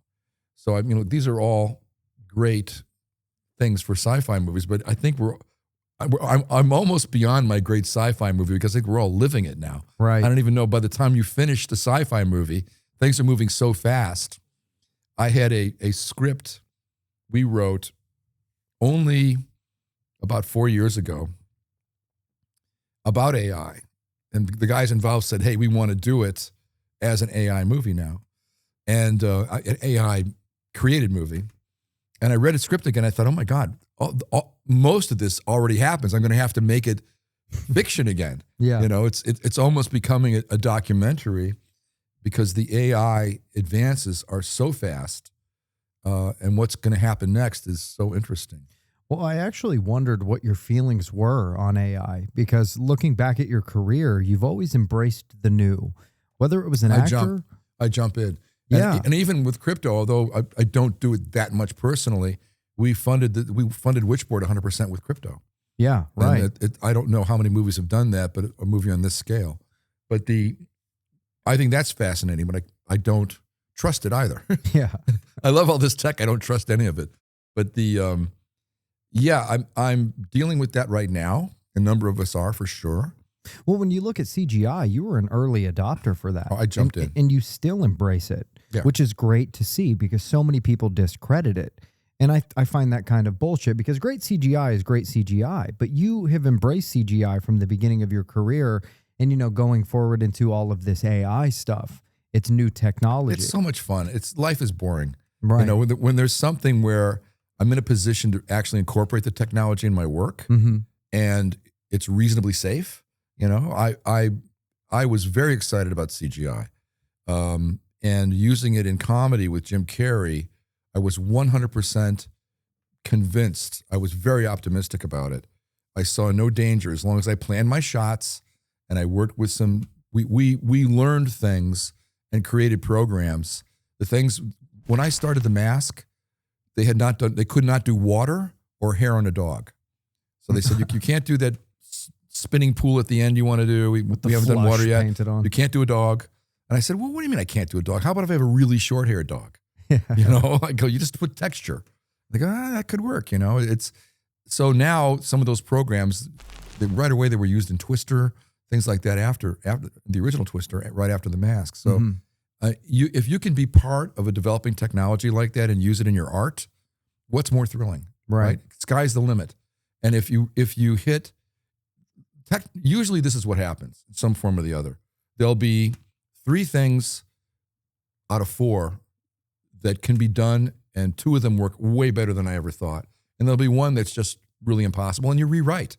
I'm in a position where, as a writer, I will not allow us to fail. There's always another option, another way to do a scene, another way to look at a scene or tell a story. So if you're lucky enough, the way I was on The Mask, to be right there for a new technology, and the way the Wachowskis were on The Matrix for Bullet Time. Bullet Time was developed in commercials, and Wachowskis were right there with a great idea, with the whole cyberpunk movement at that time. So timing is a lot. If you can recognize that, and it's organic to your story, and run with it the way the Wachowskis did as well, with what we called Bullet Time at that time, with the 360 camera where there's a frozen image, but the camera's moving, was stunning at that time. These days, it still looks kind of cool, but it's not a showstopper. That, to me, is what cinema's all about, is can we create a breakthrough that helps us actually tell the story, where it's not just, you don't just put it up there for a bullshit reason, but you're actually telling the story through a breakthrough visual idea. That's the bullseye for me. And how much CGI did you use in this newest one? Because it didn't feel like no, any very CGI little was in it. Now CGI for me is, unless you're doing extreme creature work, but even in creature, I think some of the best directors and myself included realize I'd rather do pieces that are still practical and a body that might be CGI. You want to mix it up because the human eye gets used to it, no matter what it is. We look at the first Jurassic Park now. When I originally saw it, I was like, oh my God, it looks real. It's photoreal. But now you're like, hey, that's great CGI. Yeah. You could still tell in the AI movies, I can still tell it's AI. It's not like I think it was. There's some illusions that work briefly. So if AI really nails it, it could easily move into full photorealism. But that's going to depend on performance. So it's still going to prevent, if not a human actor, it will be a technician that happens to have an emotional gift of performance. Right. So maybe you're not going to call him an actor, but he'll be an actor. Yeah. Whether it's a voice actor or someone who's, right now we can shoot voices. It used to be you'd do Pixar or whatever, you'd shoot your voices first, and then you'd capture the look, and you give that footage to your animators to inspire them. Now you can just capture, you do what we used to call motion capture, just shooting that actor right now, doing your dialogue, and capture those expressions and use them in your characters. It's becoming more and more real time, which is the amazing breakthrough of this. So I'm fascinated with all that. And while I'm not a scientist, I work with them. and I love working with it. You get a combination of the new Renaissance man is the artist scientist, where you're comfortable with technology and you have a passion to tell a story with that technology. In my business, where an Elon Musk has a passion to go to the moon and make electric cars, I have a passion to get into the human heart with stories used in that technology. Well, and you could see that in all of your work. I mean, especially Witchboard, which was interesting to me because, I mean, I guess my first question when it even comes to Witchboard was, why Witchboard? Because when I watched the movie, I was like, he could have called this something completely different. It didn't need to be a remake, minus the shower scene and minus... No, there was DNA in the whole film. However, the real reason for that is I kind of wanted to wrap up what I consider to be my reinvention of classic horror. And for me, it started with The Blob and Elm Street 3, which was really my reimagining of Elm Street 1 in my mind. Call it what you will, but I did exactly what I did on The Blob with Elm Street 3, which is to take a great idea, create new characters and a new story, and go deeper down that rabbit hole. But I like acknowledging the original concept, the original authors. So when Witchboard came to me, I thought, well, this could be a good return to horror. And to be perfectly honest, the economics of it works very well, because it may be hard for me to get that kind of budget for an original film, depending whether or not I get Tom Cruise to do it. Interesting. So I got to have full control as a filmmaker with Witchboard, because I acquired the property and we developed it and we funded it. So it was a great independent film experience. It's also, there's great support in doing a studio picture, that I miss when I'm doing an independent film, but there's great control in independent film that I miss when I'm doing a studio picture, Right. where I have a lot of advice, a lot of it very good. Some of it is blending into whatever that corporate take is on your film. So both are wonderful, and I have friends in both worlds. So I've been lucky enough to start with independent, do my big studio pictures, which I hope to return to. Every time I get done with something, I now hope to return to a larger studio picture. Yeah. So New Orleans, was that from day one? Did you know you just wanted to do something in New Definitely. Orleans? I had an experience in New Orleans.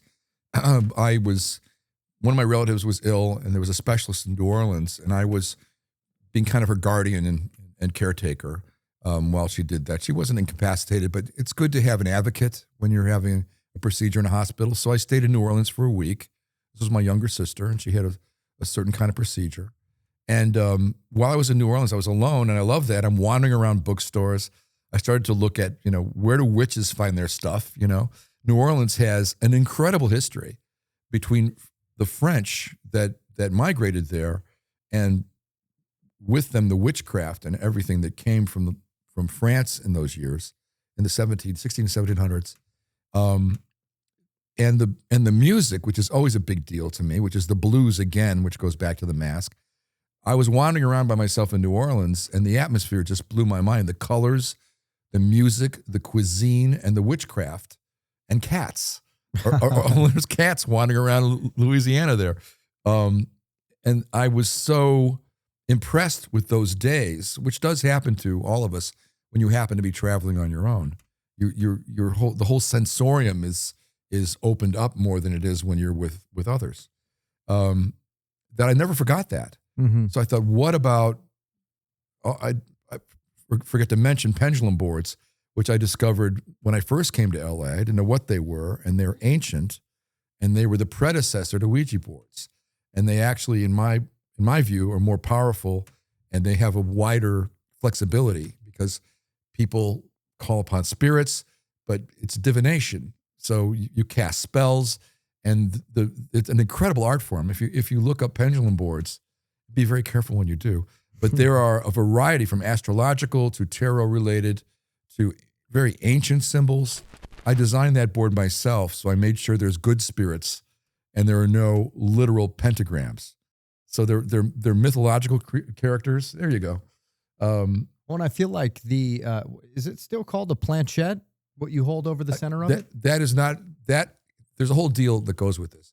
So pendulum boards are a pendulum. It can be any kind of object you swing over it, especially nice if it's something that means something to you. And crystals and things like that are often used. And so it's divination. It's also how you find water. There's something about there's a scientific name to this too.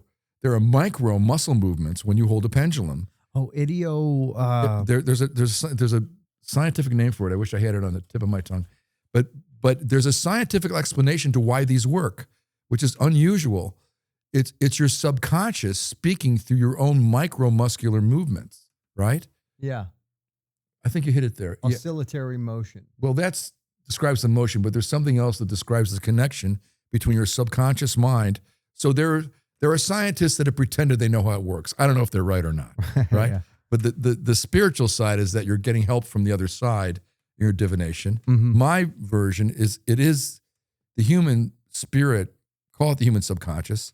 You're wiser than you know. You're wiser than your mind, your modern mind that's full of doubts knows. So there's an inner you. There's a lot of names for this, the id or whatever, the subconscious mind, that knows the answer. Those are your instincts. So when you feel really wrong about doing something, usually you should listen to that voice. But that's a voice that will help create a pendulum swing that's really a micro swing, and it will help you interpret it the way we interpret tarot cards. Is the pendulum really sending you to that astrological sign, which might mean something to the practitioner? Or are you wanting that to be what are you seeing what's really happening? So there's a lot of ways of interpreting these. So people are getting killed for being witches for having pendulum boards, which is why it eventually became a planchette and a Ouija board, because you didn't want to have a pendulum anymore. Which was made by Hasbro, mind you. Ultimately, yes. The first one Years ever. later, decades later. Yeah. But at the time, the French Pope outlawed pendulum boards, and women were getting burned at the stake for them, which is a horror. You know, I believe more in the corruption of the church at that time than I do of witches putting spells on people. Right. Well, that was probably one of my favorite parts about the movie was all of the flashbacks, but I don't know because the ending, which I don't want to give it away, but it made it not feel like this was just in the past. We're no longer in flashbacks. Look, I can only speak about the Catholic Church. I was raised Catholic, and from the time they told me, I was raised in a Jewish neighborhood in Chicago. From the time the old school Catholic Church would tell you that all your friends are going to hell, they're not Catholic, which is ridiculous. And I knew that as an 8-year-old. I said, okay. It's one of the reasons I don't trust authority is being raised in an old school Catholic Church back in the day. Right. Right. Because their philosophy, and by the way, it's not in Scripture. Okay. It's interpreted. I got in trouble with my nun because I said, as an 8-year-old, I was a philosopher already. I'm like, where in the Bible does it say you're supposed to wear these clothes and not get married? I got in so much trouble for that question because nowhere. Yeah. Same thing. Nowhere in the Bible does it say a priest should not take a wife, which is why there's also pastors that are Christian. Mm-hmm. So, then you go back to the reasons the church did that, which had to do with owning land. So if you have a wife and kids, you're going to give your land to them rather than to the church. So there's a whole thing. And this is, Catholic religion is not the only one, but it's the one I happen to be aware of because I suffered that as a kid. I was begging my parents to take me out of Catholic school as a little kid. And when they told me my dog had no soul, that was it. So you'll occasionally see nuns in my horror film, not because they're bad people, but because what they represent is, in my opinion, it's not scriptural. Put it like that. Mm-hmm. It's not scriptural. The Old Testament is pretty wild, but the New Testament is worth listening to. So how did your Catholic upbringing, I guess, influence your work specifically in Witchboard? It just the church was very oppressive. Honestly, the church did oppress anything. What they considered witches were herbalists, anybody doing anything spiritual that wasn't of the Catholic or Christian methodology, right? And there are plenty of cultural healers. There are plenty of kinds of organics that can heal, by the way. And use of hallucinogens like mushrooms have been around for centuries. So those folks were considered witches, and sometimes they were tortured and put to death in the 16 and 1700s. So I don't mind shaming the church for that period for what they did, and not to be judgmental, but it's historical fact. So I had seen enough movies about witches where it's some horrible old woman who's hung from a tree who's still around. Now, what makes a witch a witch? What would make a witch into a ghost? What would make a witch into a vengeful ghost? Was how I challenged myself when I wrote Witchboard. Why did she become a witch? Why is she reaching out to Madison Eisman's character, Emily? And why is she haunting her, right? It's not just vengeance. She wants to reveal her story. Mm-hmm. And there were enough great historical stories about witches. We based this on a true event from the Loire Valley where a small community in the forest was found having murdered each other. And it was supposedly witchcraft, but it was also a scientific theory that it was LSD in the bread mold, which is an original form of LSD from the wheat that was molded that they were living on at the time. They served it at dinner, then made everybody hallucinate, and supposedly became murderous. So if you had never heard of LSD and you heard a lot about witchcraft from the church, you could have imagined something diabolical was happening. It's a true historical mystery, and we use that event in Witchboard. Well, they credit, I don't know if you've ever heard of the stoned ape theory. I'm not trying to go full Joe Rogan here, but a part of evolution, I guess, because our faculties as humans are the ability to ask why or how, why are we here?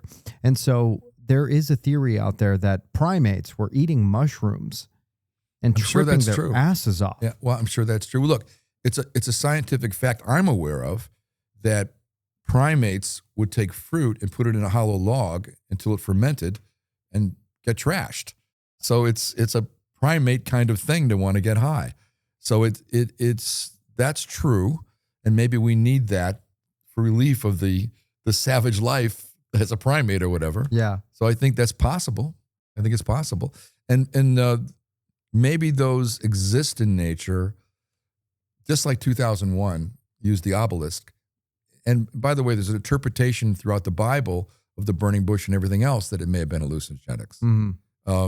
It doesn't negate God, by the way, but it means there may be things in nature that help us break the mold in our mind and make us think outside the box and have epiphanies about life and how to live and invention. Right. So if you did Witchboard get it had a theatrical release, right? Last in 2024. Now it's out. No. It was just released recently. Okay. So we're just going digital right now. Okay. And are you guys going to do physical media for that? Oh yeah. Paramount's releasing it. Are you going to do commentary, special features behind the I scenes? assume so.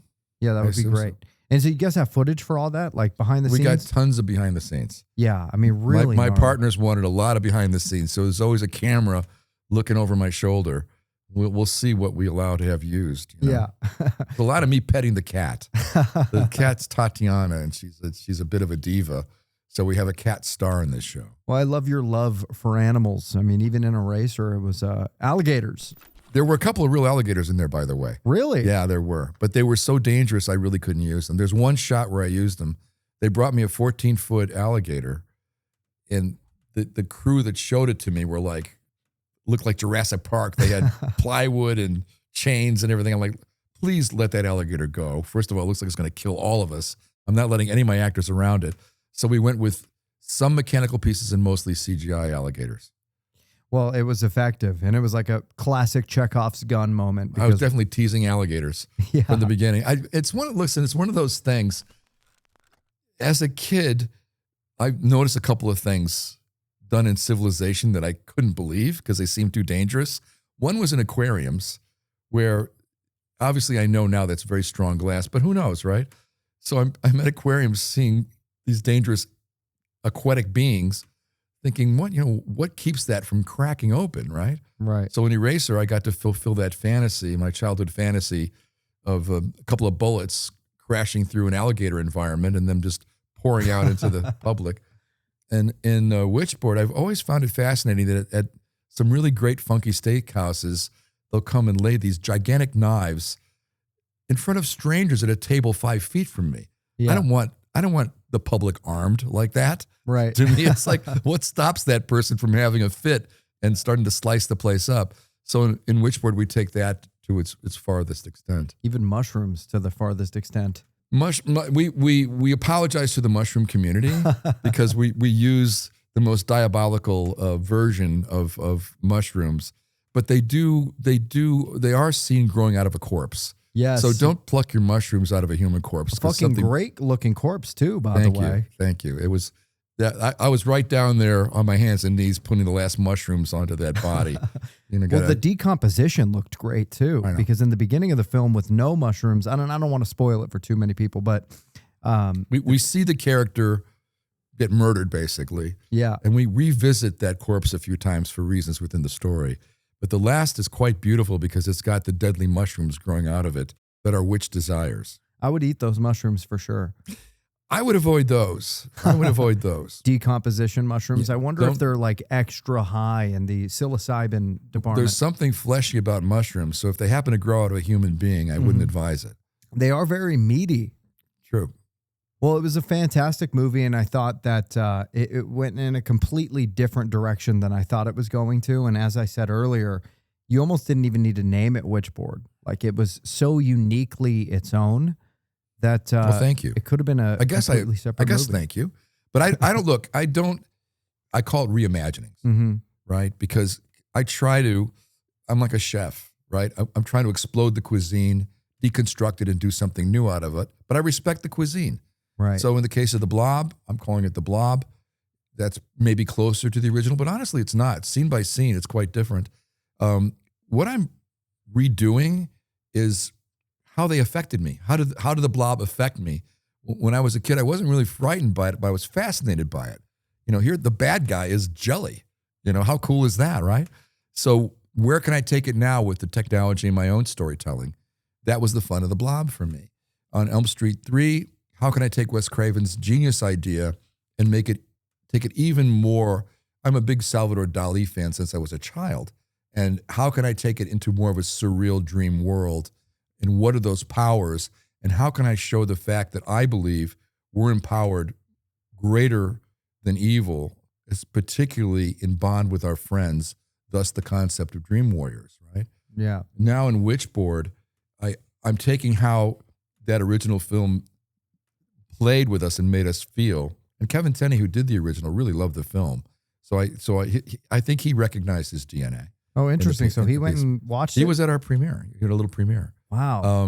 And I had no idea how he would react because I was very naughty. I went way out of a storyline.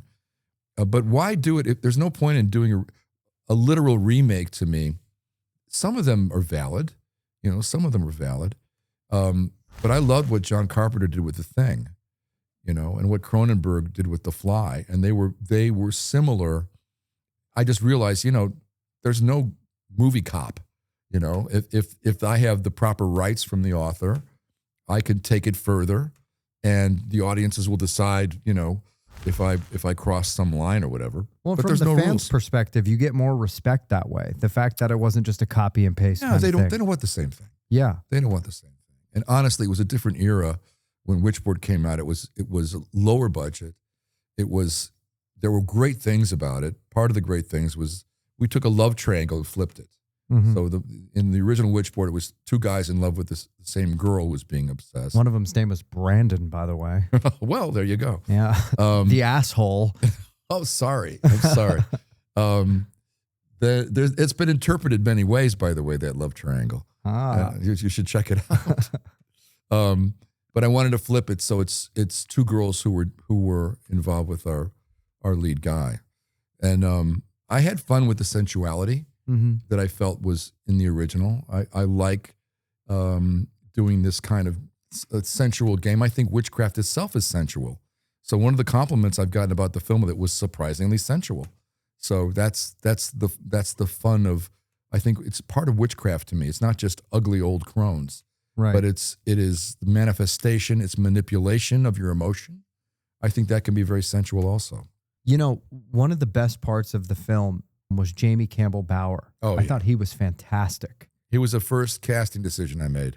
I'd seen him in Stranger Things, in the prior season of Stranger Things. I'm like, who is that guy? And realized he'd been in a number of great films. He was in the Twilight franchise. Harry Potter too, right? Yeah, but he really found his role in Stranger Things, playing Vecna, I believe he pronounced his title. He starts as kind of an orderly in their experiments with children, and he's so charismatic. I'm like, who is this guy? I had to look him up, and I needed a charismatic character to be kind of the seducer in Baptiste, who knows all about the Witchboard, wants it, hears that it's been found, and has to get into Madison Eisman's head to get control of the Witchboard. And Jamie is just amazing in this role. Right. He's a real chameleon. I think he's got a great career ahead of him. But just his voice, we used his voice in all the trailers. And when I first reached out to him, he loved the script. I did a Zoom call with him, and he was holding up all his occult items. His Ouija board. I'm like, holy shit, because I'm actually scared of real Ouija boards. So he's researched as I have, and I think he's dabbled a little bit. Right. He's a sweetheart, one of the nicest guys you'll ever meet. But he has a connection to the craft itself, and I think in a very, a healthy way, a way of fascination. But he is just a terrific actor. I think he's going to be a major star if he's not one already. Well, he was incredible in the movie, and something I liked about the theme of the movie, I don't believe it was his character that said it, but somebody with an addictive personality could take. No, he did. He did. That was Mel Jarnson, who's also amazing, who's an Australian Thai actress, who is another. I wanted to get all these interesting accents. I think the world is an interesting place. I don't think an America-based story needs to be all Americans. So both Mel and Jamie asked me what accent I wanted them to do. Like, it was so easy to switch around. I was already in love with Jamie's voice. I'm like, why would I want to do anything other than his English accent? And Mel has an accent you can't quite pin because She works in Thailand and she works in Australia. So I thought, okay, she's going to be my expert, who we don't quite know. Is she a witch? Is she a trustworthy friend for Madison's character or not? So keep your eye on her too. She has a great speech about what the symbols on the board mean. That was the other one in the love triangle, right? So it's Aaron Dominguez, who's our leading man, who's wonderful. Madison Eisman, who's his fiance, and Mel Johnson. Just check her. She's going to have a great future too. Right. Who is a woman from his past that may still want to see if she can snag him again, or maybe manipulating him and Madison. What was interesting, because with Madison's character, there was the other guy who was her dope supplier. Well, look, I like using drugs as a metaphor for magic and obsession, because I think it's the closest thing we have. And certain drugs might as well be magic. Right. If you're ever experienced hallucinogenics, I mean, they're used in magical ceremonies and they're very influential. Be careful. I don't recommend any of this stuff, but that is magical to me. Yeah. So I try to cross it over. So Madison's character may have kicked drugs, but magic may be a new obsession to her. Yeah. Well, I remember seeing that rooftop scene. Like, I loved that fucking shot too. Give me one moment. No worries. Anya, could I have a cough drop? Well, it reminded me of Bless the Child when he holds Cody over the edge. Oh, yeah. Yeah. He's like, if God is real, jump. And she was like, you first. Or no, she said after you, not you first. Way more After you. clever writing. All right, I think I can talk again. You asked me about CGI and practical effects. So I only use CGI in this film just as a little polish to get rid of wires and a few things.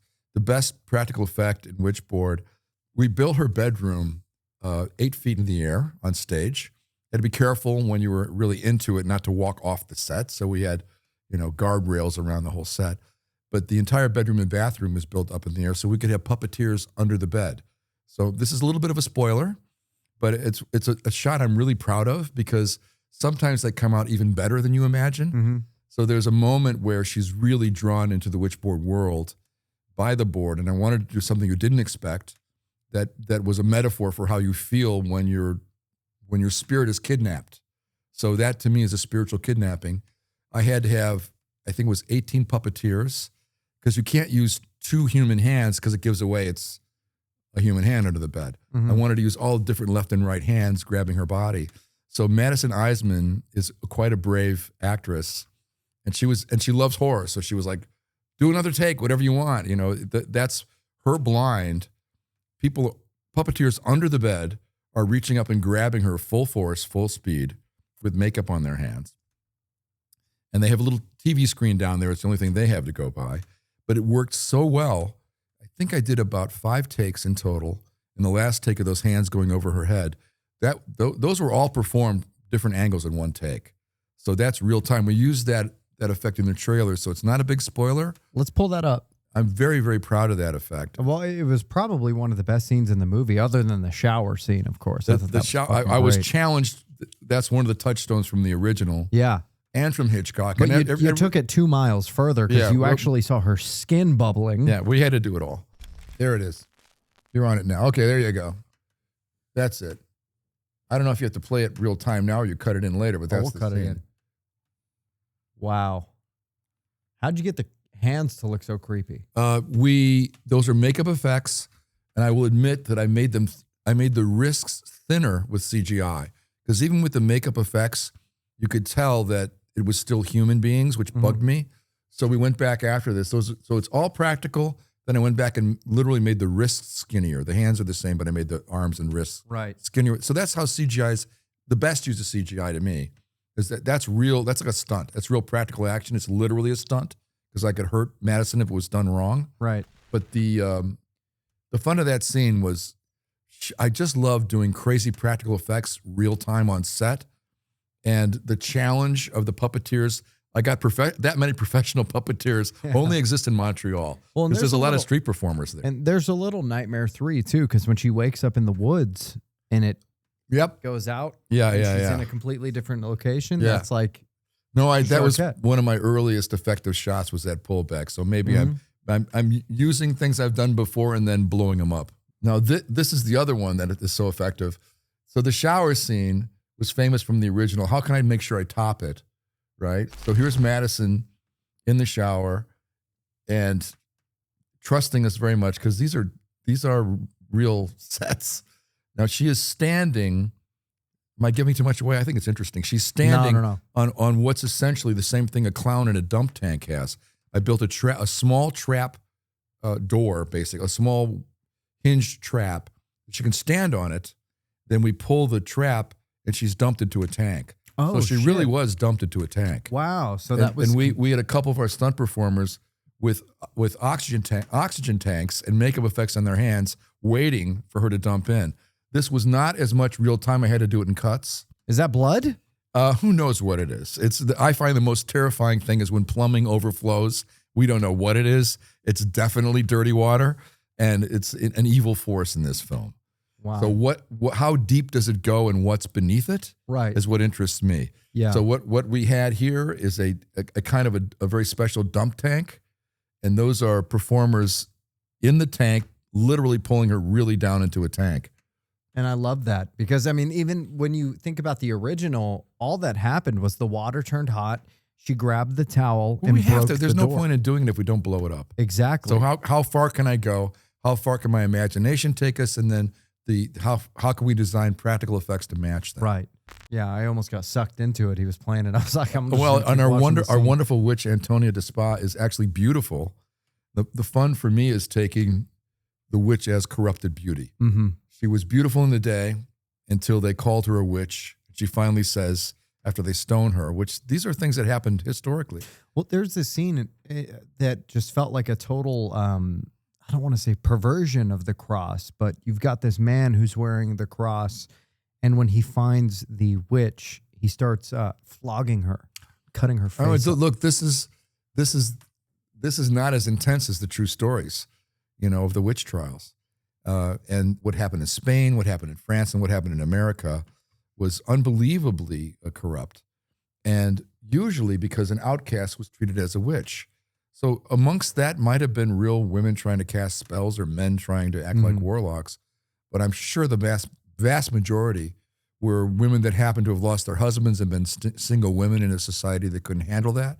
So it is something that was a great shame of the church in those days, particularly the Catholic Church, Yeah. against what they would call witchcraft.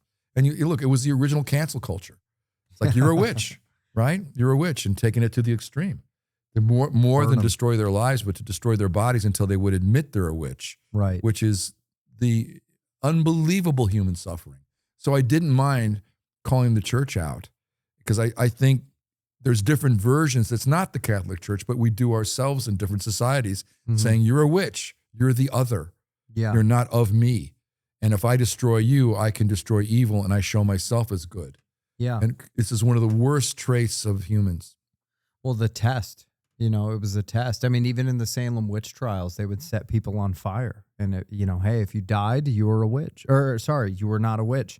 But if you survived, you were a witch. And even going back to Exactly. You Bless can't win. If you're dead, well, sorry, it was a human this Right. time.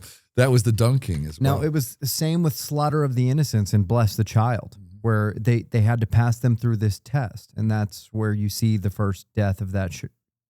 I know you don't want me to say child, but God damn, it was effective. I want to make sure we're talking about the same movie. What happened in Bless the Child? So there was the Slaughter of the Innocents, where they had to take the child. So I think there were 5 children who died. They abducted these children and passed them through a test. Hold on. Put up Rufus Sewell and Bless the Child. I want to make sure, because I buried that movie. It was the first movie I had that wasn't a blockbuster, and I haven't looked at it in a long time. It just goes to show you the taste of the general public. They suck. There's Bless the Child with Kim Basinger, and there's my kid. And there's Rufus Sewell. There's Rufus Sewell in the scene from Bless the Child. So hopefully, because I don't remember killing 5 kids. No, it was no. So the other 5 kids weren't on screen. It was only one. Well, it wasn't on screen. They didn't show it, but they showed his body coming out. Just blow one of those up. And you're right. Now that you say you didn't see 5 kids die, I know. Yeah. Because he's mentioned a couple of things. I'm going, did I do that?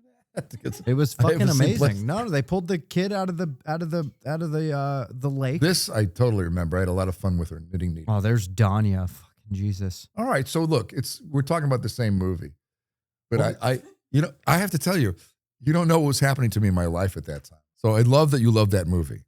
I don't not love it. It just was a difficult time in my life, and it was one of the least jolly sets, which is typical for horror. And that motherfucker, what's his name? Him. Rufus is awesome. Dude, he looks very devilish. Oh, yeah, I know. So I know. He's reminding me how trippy it was. I was taking risks. And then Christina Ricci, I Oh, didn't yeah. even bring this up. So I knew her as from Casper the Friendly Ghost and the Addams Family. I ruined Christina Ricci for you too. Not ruined it. When I was a kid, I loved it. But Christina is endlessly cool. So Yeah. I'm so glad to see her again on Wednesday.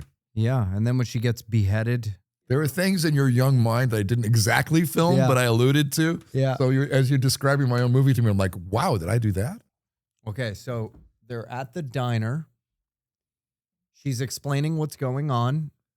Scariest part, the little teenage fuck that scared the shit out of me when I was a kid walks up to the window and sees her, and then she starts running. Then she runs down. And now again, this is a battle of good and evil. Kim Basinger is trying to No, take this is good Cody stuff. back.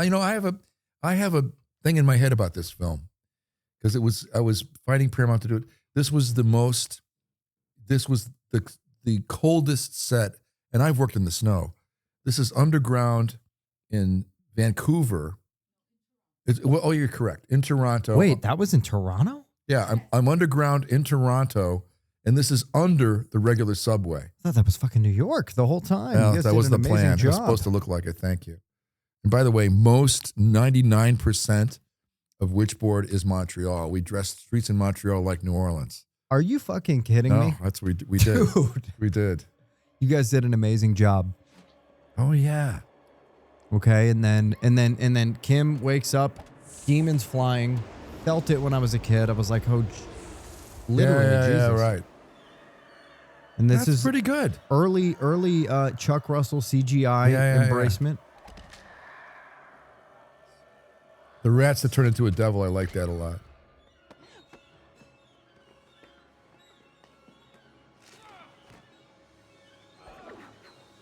We'll just soak Wait, it let me all see in. what happens. I'm watching my own movie. I haven't seen this movie literally in 20 years. It's so good and it's underrated. I'm going to be How honest close did with we you. get to hitting her here? Let's see how I do this. I'm terrified of shit that happens to people on subway trains. Right, and this has happened recently. People have been pushed into subways.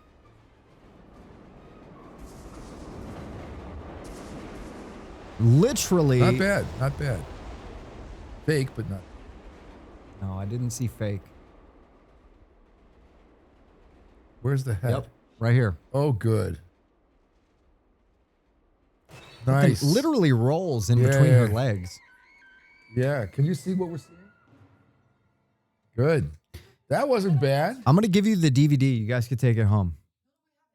You have it? Oh, well, of course you I do. have. You can ask her. I have a thing about this movie because I've been making big blockbusters, and this only made 36 million. I thought that was bad at the time. Only I was an 36 asshole. million.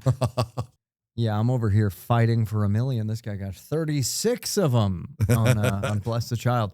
Amazing movie. And the girl who played her sister, I believe her name was Jenna. She was good.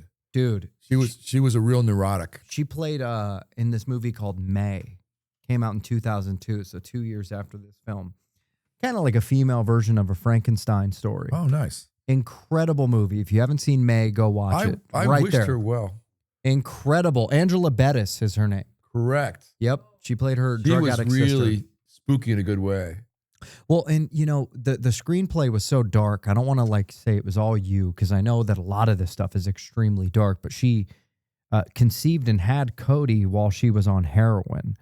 And, you know, watching this as a young kid, it was just, it was very new to me. And, you know, I know a lot of people probably say this, but You know what? This is weirdly reminding me that what I'm doing with Aaron has, people are going to say it's Bless the Child 2 in a way.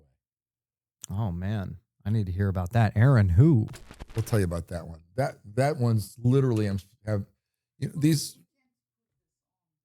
no, not on this show. But if I make that movie, I'll definitely do your show about it. Fuck yeah, we'll do this 1 billion more times. And then me, you, and Joe Lynch have to do a show together. What I'm saying is there's definite connections between Bless the Child and Here? the Aaron Steele project. That's Angela Bettis, and then she pretty much needs to make her perfect boyfriend. I'll leave it at that. It's a fucking fantastic movie. And the early 2000s gets a lot of shit. People hated horror movies that came out in the early 2000s, but I was born in 93, so I'm 7, 8 years old. Angela was really a good kid, but I was worried about her a little. Some actors and actresses, I'm hoping they find their happiness in life. Right. It may be one thing to use them as a special paint in the painting, but wow, okay. You said something the other day that really interests me, and I'm glad we re-recorded. I'm going to cut this part out. Fuck, I broke the fourth wall. But you said you would never recommend to anybody to be an actor. It's very interesting in the position I'm in because socially and also with family and situations, people will come up to me, young people or their parents with young people, teenagers more than kids, and say, or people say I should be an actor. People say I look like an actor. And I don't mean to be cruel, but that's like saying you look like a baseball pitcher. Maybe you look exactly like a great baseball pitcher. Do you like pitching baseballs? Have you tried pitching baseballs? Just because we're all, there's a real metaphysical thing to film and television. In particular, weirdly, television. Partially, I've read a lot about the vibration of the screen and everything. It's in your home. You fall into a little bit of a trance watching TV. People drink themselves to sleep watching TV. So be cautious about these things is what I'm saying. Just because you see it and you relate to it doesn't mean you should be doing it. Right. That's a different thing. So what I usually tell people is young people that are thinking about going into acting, I go, think about something you'd rather not tell your boyfriend or your girlfriend, something that might change the whole relationship. You're having trouble even telling them that. Now think about telling 100 million strangers that for 10 takes, okay? And having your whole heart into it and being even more vulnerable because you know how this is going to be seen by others. It's not in your control. I go, that's acting. Now, do you want to do that? You need to try it on stage. You need to try it in classes and see if that's an art form that you're committed to. It all looks like fun and games.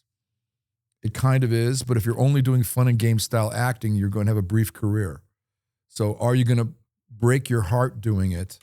And is that fulfilling to you? And is it good for the kind of person you are? Right. Is it good for you growing up? Some people, a lot of actors, you're dealing with creating a lot of personalities for yourself. Can you handle that? Is your core personality or your beliefs, is your personal faith in yourself or in whatever you believe in, strong enough to be able to do that and have a fun life doing it? Right. There are definitely people that can, but it's not for everybody. So I don't think acting's for everybody. It didn't bring the best out of me when I was a young man. I didn't have a tragedy or anything, but I felt I was made strangely insecure about acting because I felt like I was doing other people's lines and I was also a writer.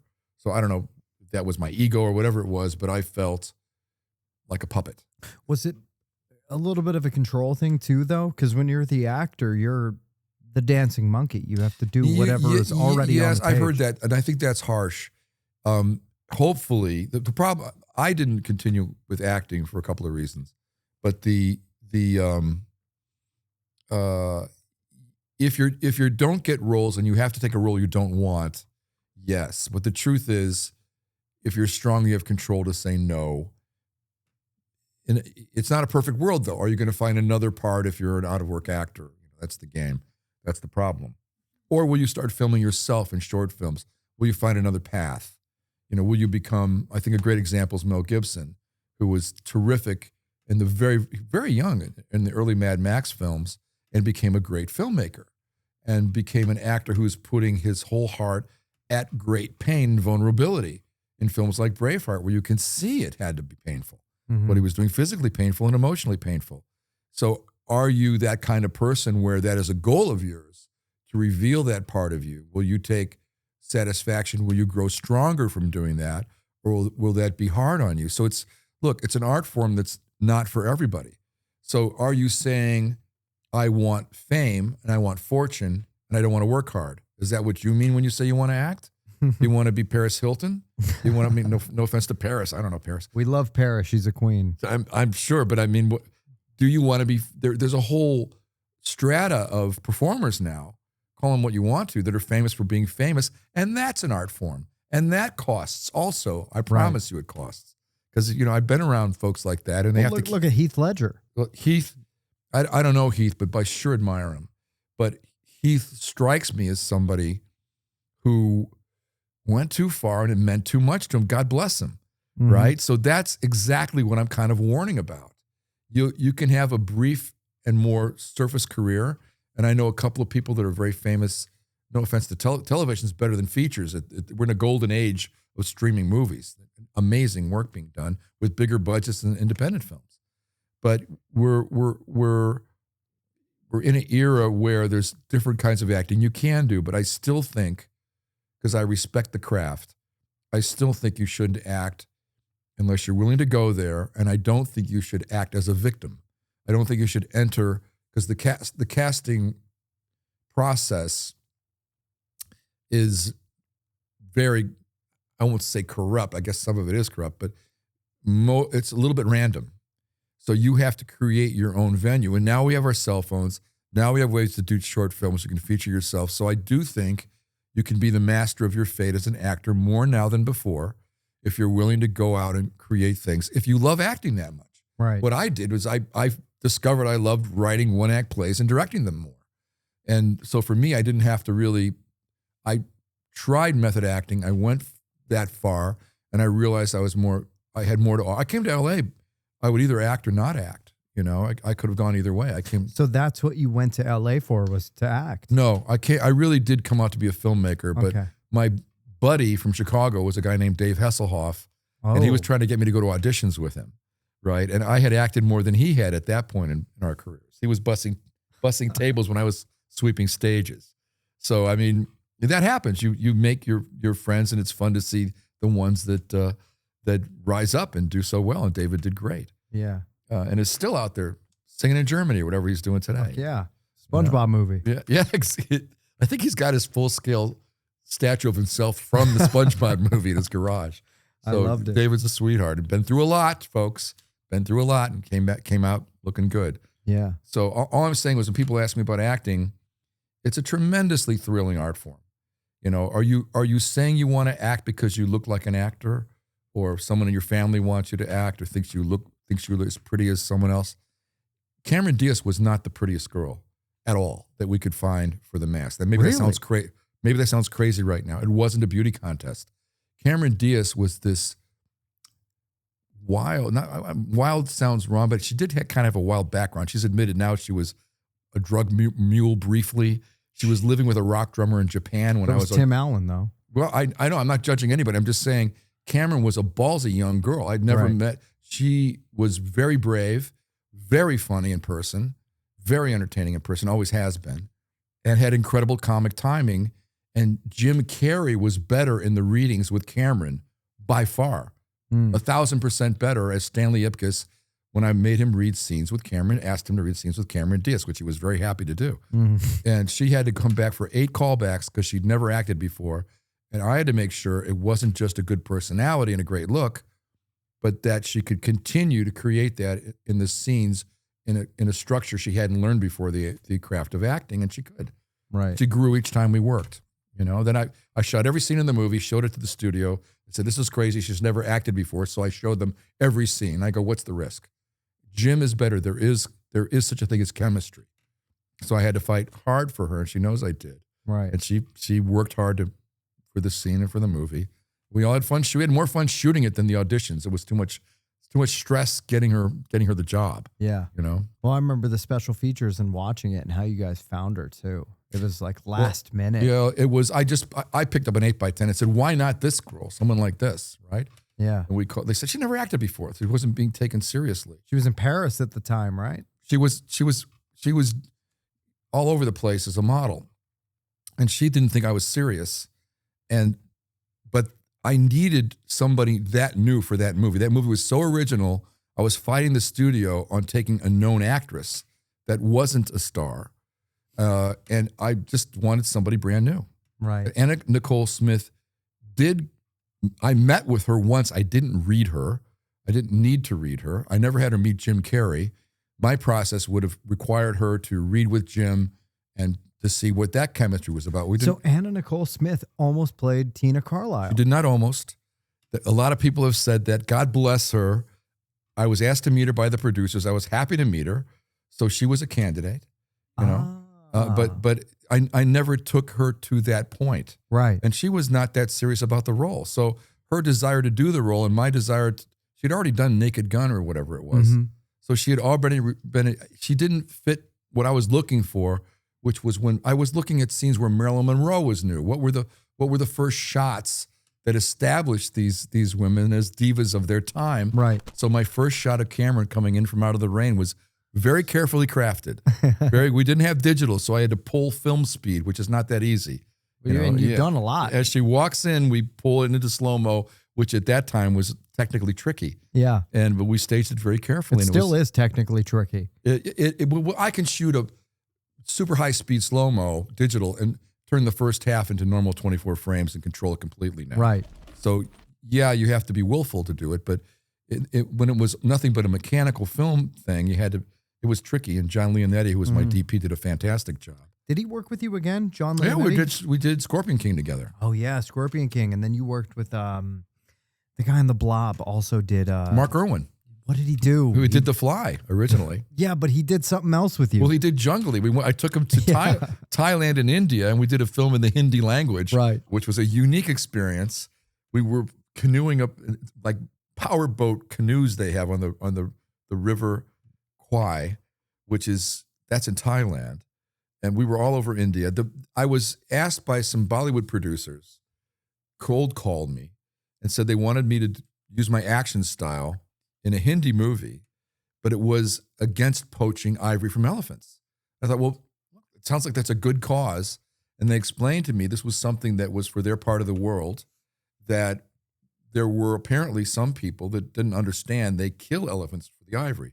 So when they're buying that ivory in the Far East, a lot of the people buying it don't understand how it's done. So I shot it entirely in the Hindi language, which was a challenge and fun to do for me because my actors are bilingual and I was involved. I had the script in English and in Hindi, so it wasn't as hard as it sounds. And we got to shoot the elephants in Thailand, a beautiful preserve in Thailand. And I worked with a wild herd of elephants where there was a bull tusker that had his harem of female elephants that I spent time with before the shoot to make sure it was safe. I didn't want traditional Bollywood or Hollywood trainers with traditional trained elephants. Because when I watch an elephant in a film, I can see in their eyes that they're following specific cues, and it's an entirely different event to work with an actual herd of elephants. So I determined it could be done safely. I had experts with me, but I didn't have trainers training them.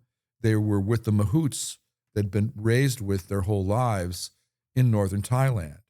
So I just did it in a way that was, I thought, culturally appropriate for India and Thailand and appropriate for the animals. I had happy elephants and appropriate for my actors because, once again, I was doing everything. I was interacting with the elephants before they even arrived in the country and found out how to perform it safely. So this isn't a film that is for general Western audiences. It's in the Hindi language, and it's serving a certain purpose. So the whole movie was done in another language? Correct. And so how was that directing that? It's one of the reasons I did it, is I wanted to see what it was like. Right. So I knew in Bombay they are mostly bilingual, and I had a couple of Hindi writers, and I did a draft. I had a draft translated to English. I punched up the action in some of the lines. We translated that back to Hindi. I discovered there's no such thing as a one-liner in traditional Hindi. It's Sanskrit, dude. It's not. There's not sure. Like I would do one of my throwaway lines, and they would come back with a paragraph because it was Sanskrit. I also had a really charming Hindi writing team, a couple of young guys that were working with me. So it was just an amazing. One of the reasons I'm into all this work is the cultural dive you do to see humanity through an entirely different culture. I've always been a little bit of an adventurer this way. and I got to bring Anya, my wife, with me, and we made great friends. The music and the culture it's originally called Bombay. Locals still call it Bombay. We call it Mumbai, one of the biggest cities in India. You've never seen so much life. It's Slumdog Millionaire city. In the streets, you'll see everything from the beggars to Rolls Royce. It's an unbelievably amazing, thriving city. So just to learn about Bollywood filmmaking and the life in Bombay, and then to go on to Thailand and work with the Thai folks in northern Thailand and the mahouts with the elephants. I mean, it was a big life adventure for us. So I was happy to do something that was an action film with a good purpose for its locality where it was meant to be seen. And I pretty much knew it wasn't fully in my control, because that's how they work in Bollywood. They just keep shooting. Yeah. It's not the normal DGA situation. But I came as a guest, and we had a great experience and made great friends. Well, and I'm not very into action films, but there's something about your movies. I mean, you really know how to make things move. And I don't just mean with blocking, because you literally know how to make things move with the camera movement and everything where everybody's staged. The camera's a restless ghost. If I was dead and I was watching a story any way I wanted to and nobody could sense me, that should be my camera. Yeah. Sounds maybe a little too poetic, but I don't know what to do with the camera. It's more like, do I have the time to do it with the camera? Right. And I don't like camera moves that I think of as showing off. Right. I mean, they're cool, but if they distract from the story, if they take you out of the story.